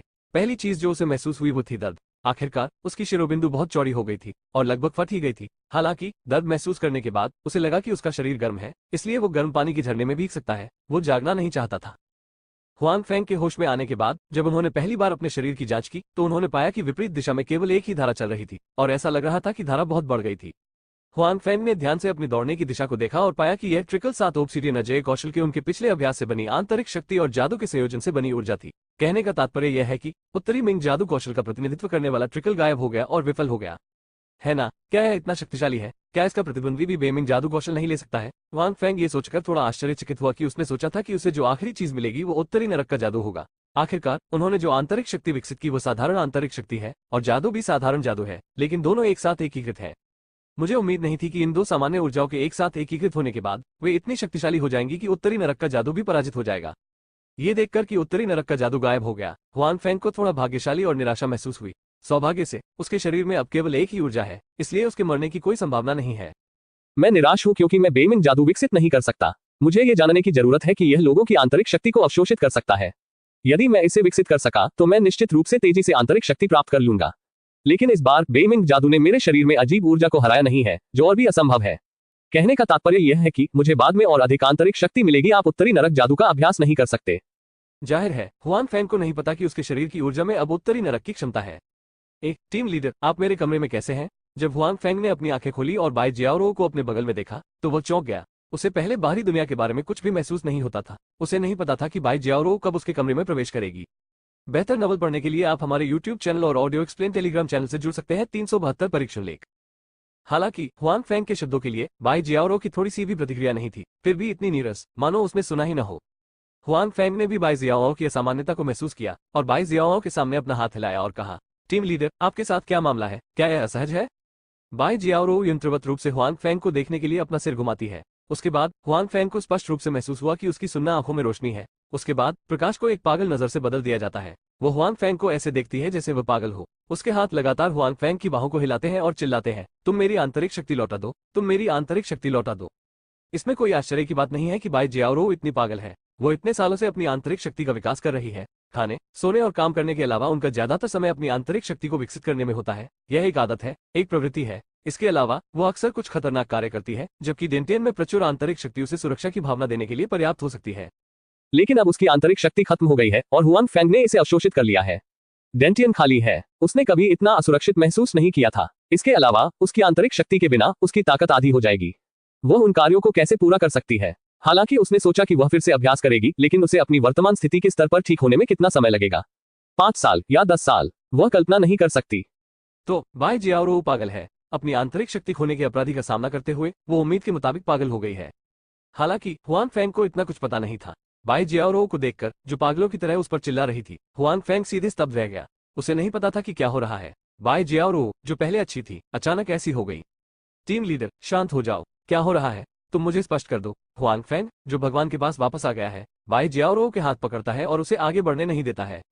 आपने मुझे जाने दिया, आपने मेरी आंतरिक शक्ति लौटा दी। बाई जियाओ संघर्ष करती है, लेकिन अब उसके पास कोई आंतरिक शक्ति नहीं है। उसमें और एक सामान्य लड़की के बीच कोई अंतर नहीं है। उसकी शक्ति हुआंग फेंग की बराबरी कैसे कर सकती है? इसलिए हालांकि वो बहुत संघर्ष करती है, लेकिन इसका कोई फायदा नहीं है। वो बिल्कुल भी अलग नहीं हो सकती, लेकिन फिर भी वो अभी भी संघर्ष कर रही है। टीम लीडर, शांत हो जाओ, शांत हो जाओ। मुझे नहीं पता कि अभी क्या हुआ। क्या आप मुझे इसके बारे में बता सकते हैं? हुआंग फेंग ने बाई जियाओ से जोर से कहा। हुआंग फेंग के प्रयासों से बाई जियाओ अंततः शांत हो गई। वो जानती थी कि बड़ा शोर मचाना भी बेकार लगता है। हालांकि उसे हुआंग फेंग की बातों पर संदेह हुआ और उसने उसे संदेह से देखा और कहा, क्या आप वास्तव में नहीं जानते कि अभी क्या हुआ? हुआंग फेंग ने बाई जियाओ को शांत होते देखा और कहा, मैं वास्तव में नहीं जानता। मैं सिर्फ अपनी आंतरिक शक्ति विकसित कर रहा था, लेकिन मैंने अपनी चेतना खो दी। जब मेरी चेतना वापस आएगी तो मैं तुम्हें यहाँ देखूंगा। बाई जियाओ के लिए हुआंग फेंग अपनी आंतरिक शक्ति को नहीं छिपाएगा, लेकिन वो उत्तरी नरक जादू के बारे में बात नहीं करना चाहता है। आखिरकार वो बात यूं ही नहीं कही जा सकती, अन्यथा वो यह नहीं बता सकता कि उसे यह बात कैसे मिली। हुआंग फेंग को देखकर झूठ नहीं लगता। बाई जियाओ शांत हो गई। हालांकि वो अभी भी बहुत दुखी और नाराज है और उसकी आंखें बहुत अच्छी नहीं हैं। अभी मैं अपने कमरे में सोने जा रहा था, लेकिन आपका कुत्ता अंदर आ गया और मुझे उसके पीछे आपके कमरे में जाने दिया। फिर मैंने देखा कि आपका चेहरा क्रूर था और आपका शरीर आग की तरह जल रहा था। मुझे लगा कि आप पर कोई जादू है आग के पास और तुम्हें जगाना चाहता था। क्या पता, जैसे ही मेरे हाथ ने तुम्हारे कंधे को छुआ और मेरे शरीर में आंतरिक शक्ति आ गई, मैं पागल हो गया। जब तक मेरे शरीर में कोई आंतरिक शक्ति नहीं थी, तब तक तुम पता है क्या हो रहा है? क्या मैं अपनी आंतरिक शक्ति वापस पा सकता हूँ? इसके साथ ही बाई जियाओरो हुआन फैंग की ओर देखती है, उन शब्दों की प्रतीक्षा करती है जो हुआन फैंग उसे खुश करने के लिए कह सकता है। मुझे डर नहीं लग रहा है। हुआन फैंग शर्मिंदा और शर्मिंदा था। बाई जियाओ के शब्दों के माध्यम से हुआन फैंग को भी समझ में आ गया कि अभी क्या हुआ था और बाई जियाओ अपने कमरे में क्यों थी। जियाओ बाई को अपनी दुर्घटना के बारे में चिंतित होना चाहिए, इसलिए उसने बाई जियाओ से मदद करने के लिए कहा, लेकिन उसने इसके बारे में नहीं सोचा, लेकिन उसने उसे चोट पहुंचाई। जब हुआन फैंग जागे तो उन्होंने पाया कि उनके शरीर में बहुत अधिक ऊर्जा थी। हालांकि उस समय उन्होंने इसे गंभीरता से नहीं लिया। उसने सोचा कि ऐसा इसलिए था क्योंकि उसने उत्तरी मिंग जादू को आत्मसात कर लिया था, लेकिन अब मुझे लगता है कि यह बहुत ज्यादा है। यह उसकी पहले की ऊर्जा से कहीं अधिक है। यह निश्चित रूप से नहीं है क्योंकि वो उत्तरी मिंग जादू को आत्मसात कर सकता था। इसलिए हुआन फैंग ने अनुमान लगाया कि अतिरिक्त आंतरिक शक्ति बाई जियाओ की होनी चाहिए और उसके शरीर में ऊर्जा बेमिंग जादू की चाल को निगलने के बाद बेमिंग जादू का कार्य करती है और अन्य लोगों की आंतरिक शक्ति को अवशोषित कर सकती है, और बाई जियाओ है दुर्भाग्य से उसका अपना पहला प्रयोग और शिकार। हालांकि हुआन फैंग बहुत खुश हैं कि उनके शरीर की ऊर्जा उत्तरी नरक जादू का कार्य करती है, लेकिन उन्हें बाई जियाओ के लिए बहुत खेद है। अब वो बाई जियाओ के सामने के पागलपन को समझ सकता है। यदि उसके शरीर में ऊर्जा अचानक गायब हो जाती है तो वह पागल हो जाएगा। बाई जियाओ की साधना का समय निश्चित रूप से खुद से अधिक लंबा है। अब वो एक सामान्य व्यक्ति बन गई है। यह अजीब है कि वो इसे शांति से स्वीकार कर सकती है। हुआन फैंग के शब्दों को सुनकर बाई जियाओ को बहुत निराशा हुई। भले ही उसने मनोवैज्ञानिक तैयारी की थी और उसकी खूबसूरत बड़ी आंखों ने फिर से अपनी चमक खो दी। अब वह बिल्कुल शांत हो गई है। वह ये भी जानती है कि हालांकि अभी जो हुआ उसके लिए हुआन फैंग जिम्मेदार है, लेकिन उसे सब के लिए दोषी नहीं ठहराया जा सकता क्योंकि वह उस समय बेहोश था, यानी उसने अपनी आंतरिक शक्ति को अवशोषित करने की पहल नहीं की। यदि वह सामान्य होती तो वह निश्चित रूप से हुआन फैंग से पूछती कि लोगों की आंतरिक शक्ति को कैसे अवशोषित किया जाए। हालांकि अब वह स्पष्ट रूप से इसे प्रबंधित करने के मूड में नहीं थी। मुझे खेद है, लेकिन मुझे ऐसा होने की उम्मीद नहीं थी। हुआन फैंग ने बाई जियाओ की अभिव्यक्ति देखी और माफी मांगते हुए कहा, ठीक है, मैं आपको इसके लिए दोषी नहीं ठहरा सकता, लेकिन शायद मैं आपका टीम लीडर नहीं बन सकता। शायद मैं कुछ समय के लिए एने से छोड़ दूंगा। बाई जियाओ ने हताशा के चेहरे के साथ कहा। जब उसने ऐसा कहा तो वह हार मानने को तैयार नहीं था। हालांकि उसके पास कोई रास्ता नहीं है। अब वो एक साधारण इंसान बन गई है। फर्क सिर्फ इतना हो सकता है कि उनकी शूटिंग तकनीक आम लोगों की तुलना में अधिक सटीक है। हालांकि इसका कोई फायदा नहीं है। हालांकि रोंगलिंग उसे बाहर नहीं निकालेगी, लेकिन वो स्वयं सामान्य को स्वीकार नहीं कर सकती है और राष्ट्रीय सुरक्षा ब्यूरो में बनी रह सकती है। बेहतर नॉवल पढ़ने के लिए आप हमारे YouTube चैनल और ऑडियो एक्सप्लेन टेलीग्राम चैनल से जुड़ सकते हैं। 373 सहवास। बाई जियाओ के शब्दों को सुनकर हुआन फैंग को और भी अधिक दोषी महसूस हुआ। वो ये भी जानता था कि बाई जियाओ ने ऐसा क्यों किया। इसके अलावा राष्ट्रीय सुरक्षा ब्यूरो में उसने जो कार्य किए वे आमतौर पर खतरनाक थे। उसने अपनी अधिकांश आंतरिक शक्ति खो दी और अपनी अधिकांश शक्ति खो दी। अगर वो राष्ट्रीय सुरक्षा ब्यूरो में रही तो उन्हें कोई फायदा नहीं होगा। उसके लिए ये बहुत खतरनाक था। बाई जियाओ की निराश आंखों को देखकर हुआन फैंग अपने दिल में दूसरे पक्ष को मुआवजा देना चाहता था। आखिरकार उसने दूसरे पक्ष को इस तरह दिखने पर मजबूर कर दिया, हालांकि वो ऐसा नहीं करना चाहता था। क्षतिपूर्ति कैसे करें? हुआन फैंग ने अपने दिल में सोचा। ऐसा लगता है कि पैसे देना उचित नहीं है। बाई जियाओ को देखकर ऐसा नहीं लगता कि उसके पास पैसे की कमी है। हो सकता है किसी और के पास खुद से ज्यादा पैसा हो।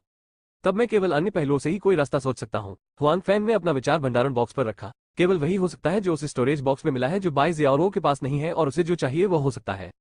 हालांकि भंडारण बक्से से कई अच्छी चीजें प्राप्त हुई हैं। उनमें से कुछ का उपयोग उसने किया है और कुछ की उसे जरूरत है। ऐसा लगता है कि बहुत सारे ऐसे नहीं हैं जिन्हें बाहर निकाला जा सके। जब उसने नाजी में ऑब्सिडियन अजय कौशल देखा तो हुआन फैंग की आंखें चमक उठी। ईमानदार होने के लिए यदि झू गुओ का उपयोग नहीं किया जाता है तो झू गुओ को बाई जियाओ को देना सबसे उपयुक्त है। आखिरकार ये खेती की गति को बढ़ा सकता है। ये बाई जियाओ के लिए सबसे उपयुक्त है जो जल्द से जल्द अपनी आंतरिक शक्ति को पुनः प्राप्त करना चाहता है। हालांकि झू गुओ का उपयोग हुआन फैंग द्वारा क्यू निंगशुंग के लिए किया गया है और यह दूसरे पक्ष के जीवन को बचाने के लिए भी है। यह नहीं कहा जा सकता कि यह बर्बादी है, इसलिए हुआन फैंग केवल इस आंतरिक मानसिक कौशल को चुन सकते हैं। बाई जियाओ ने पिछली बार जो कहा था और हुआन फैंग की अपनी तुलना के अनुसार हुआन फैंग ने पाया कि उनका ऑब्सिडियन अजय कौशल वास्तविकता से बेहतर प्रतीत होता है। कम से कम बाई जियाओ के पिछले आंतरिक कौशल से बेहतर है और खेती की गति उनकी तुलना में तेज है। आंतरिक मानसिक कौशल जो दिखाता है कि वास्तविक दुनिया में कुंग-फू किसी अन्य समय और स्थान में बहुत आम है, एक बहुत अच्छी बात है। जहां तक जादू की बात है, हुआन फैंग एक पल के लिए झिझके और उसे बाहर नहीं निकाला। एक कारण ये था कि वह इसकी व्याख्या नहीं कर सका। दूसरा कारण ये था कि किजदान के बिना बाई जियाओ जादुई प्रतिभा को बिल्कुल भी नहीं खोल सकती थी, इसलिए जादू की खेती करने का कोई तरीका नहीं था। टीम लीडर, जो कुछ हुआ उसके लिए मुझे खेद है। हालांकि मेरा यह मतलब नहीं था। ये वास्तव में मेरे कारणों के कारण है कि आपने अपनी आंतरिक शक्ति खो दी है। ये चीज आपके लिए है। मुझे आशा है कि यह मेरी कुछ भरपाई कर सकता है। आपके लिए क्षमा चाहता हूँ। बाई जियाओ के सामने हुआन फैंग ने क्यू याओ के अजय कौशल की नकल की और इसे बाई जियाओ को सौंप दिया। यह क्या है? बाई जियाओ ने संदेह से पूछा, लेकिन उसका मूड इतना अच्छा नहीं था। यह मेरा आंतरिक मानसिक कौशल है। मेरे अवलोकन के अनुसार यह आपके पहले वाले से थोड़ा अधिक शक्तिशाली लगता है, हुआन फैंग ने कहा। बाई जियाओ को गुस्सा नहीं आया क्योंकि हुआन फैंग ने उसके आंतरिक कौशल को तुच्छ समझा। वस्तुतः आंतरिक कुशलता की दृष्टि से ऊंच नीच का अंतर था। जिस आंतरिक मानसिक कौशल का उसने पहले अभ्यास किया था वो केवल एक बुनियादी आंतरिक मानसिक कौशल था जो उसे सहयोग से प्राप्त हुआ था। ये शानदार नहीं है, लेकिन हुआन फेंग ने कहा कि यह उसके अपने आंतरिक मानसिक कौशल से बेहतर है, जो बहुत सामान्य भी है। बाई जियाओरो ने हुआन फेंग द्वारा सौंपे गए आंतरिक मानसिक कौशल को संभाला। उन्होंने इस पर नजर डाली। हालांकि उन्होंने यह नहीं देखा कि उन्नत मानसिक कौशल कहाँ है। इससे पहले कि वो इसे जाने, उसे विकसित करने की आवश्यकता है। ठीक है, वैसे भी मेरी आंतरिक शक्ति आपके द्वारा अवशोषित कर ली गई है। मैं आपके प्रति विनम्र नहीं रहूंगा। मैं पहले आप पर एक नजर डालूंगा। बाई जियाओरो ने मना नहीं किया। दरअसल इस पल की शांति के बाद वो पहले से ही खुलना चाहती थी। वो शिकायत करना पसंद करने वाली इंसान नहीं है। चूंकि चीजें घटित हो चुकी हैं, इसलिए उसके दुखी होने का कोई रास्ता नहीं है। अब सबसे महत्वपूर्ण बात यह है कि उसे जल्द से जल्द दोबारा खेती शुरू करनी होगी। बाई जियाओरो अपने भविष्य को लेकर हताश नहीं है। वो मुश्किलों से डरने वाली इंसान नहीं है। अब उसके पास कोई आंतरिक शक्ति नहीं है। वो शून्य से शुरुआत नहीं कर सकती। वो पहले से ज्यादा गंभीर है। एक दिन उसके पास फिर से आंतरिक शक्ति होगी। बाद में बाई जियाओरो ने रोननिंग को फोन किया और अपनी बात कही। हालांकि उसने यह नहीं कहा कि यह हुआन फेंग का कारण था। उसने बस इतना कहा कि उसका अभ्यास बाधित हो गया था, जिसके परिणामस्वरूप उसकी अधिकांश आंतरिक शक्ति नष्ट हो गई। अब वह राष्ट्रीय सुरक्षा ब्यूरो के काम के लिए सक्षम नहीं हो सकती है और वह अपनी पहचान छोड़ना चाहती है। रोंगनिंग ने सबसे पहले बाई जियाओ से पूछा कि क्या उसे कुछ करना है, और फिर निश्चित रूप से वो बाई जियाओ के इस्तीफे से सहमत नहीं था। बाई जियाओ उसके अधीन एक जनरल है। इसके अलावा उन्होंने अतीत में बहुत योगदान दिया है। वो बाई जियाओ का उपयोग नहीं कर सकता क्योंकि उसे कुछ समस्याएं हैं। इससे कोई फर्क नहीं पड़ता कि बाई जियाओ क्या कहती है। रोंगनिंग इससे सहमत नहीं है। हालांकि निर्देशक रोंगनिंग उनका ख्याल रखते हैं। वो अब जियांगजू में है, इसलिए वो कीशिंग प्रांत के मामलों की प्रभारी है और हुआंगफेंग को पढ़ाने के लिए जिम्मेदार है। यदि कोई विशिष्ट मामला है जिसे हुआंगफेंग द्वारा पूरा किया जा सकता है, तो वो अपने अनुभव से उसकी मदद कर सकती है। इसके अलावा वो इस दौरान आराम कर सकती है और स्वस्थ हो सकती है। मैंने सुना कि निर्देशक ने क्या कहा। ऐसा लगता है कि आप अभी भी मेरी टीम लीडर हैं। जब बाई जियाओ ने फोन रखा, तो हुआंगफेंग ने हंसते हुए कहा कि बाई जियाओ एक अच्छी इंसान है और वे पहले से ही एक दूसरे से परिचित हैं। हुआंगफेंग स्वाभाविक रूप से एक ऐसे व्यक्ति में बदलने के बजाय, जिसे वो नहीं जानता, उसके नेतृत्व में काम करने को तैयार है।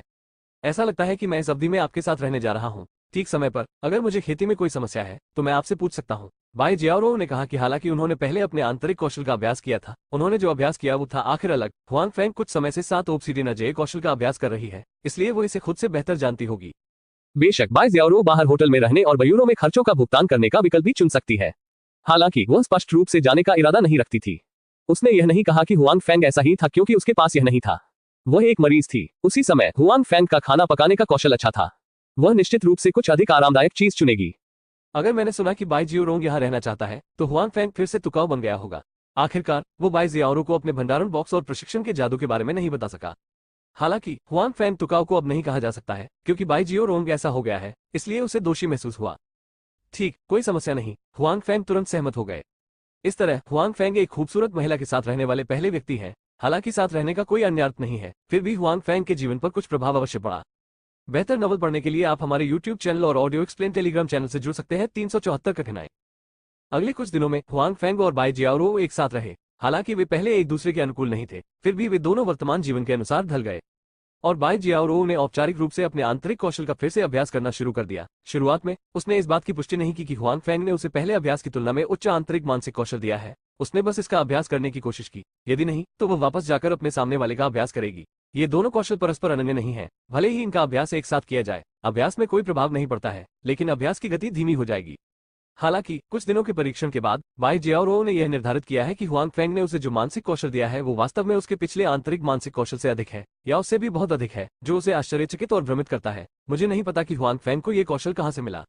हालांकि अब वो इतना नियंत्रण नहीं कर सकती। बेहतर आंतरिक मानसिक कौशल पाने के बाद उसने लगातार अभ्यास करना शुरू कर दिया। हर दिन खाने और सोने के अलावा वो अपने कमरे में ही अभ्यास करती थी। उसने हुआंगफेंग की तुलना में अधिक मेहनत की और न जाने कितनी।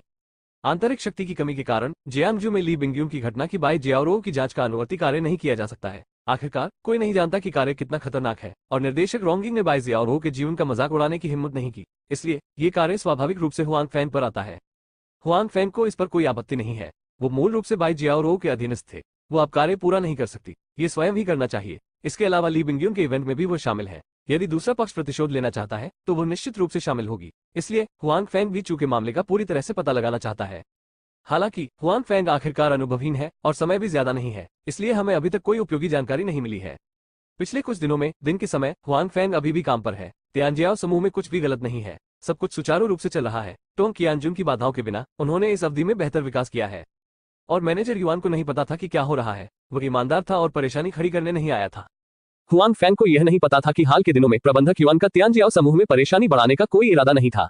वह इससे डरता था। इससे पहले वह और टोंग कियानजुन तियानजियाओ समूह के साथ मिलकर सौदा करने पर सहमत हुए थे। वे कुछ पहलुओं पर कुछ समझौतों पर भी पहुंचे, अन्यथा टोन कियानजुन ऐसा नहीं करेंगे। यह युआन जिंगली था कुछ लाभ दिया है। हालांकि प्रबंधक युआन को उम्मीद नहीं थी कि टोन कियानजुन ने तियानजी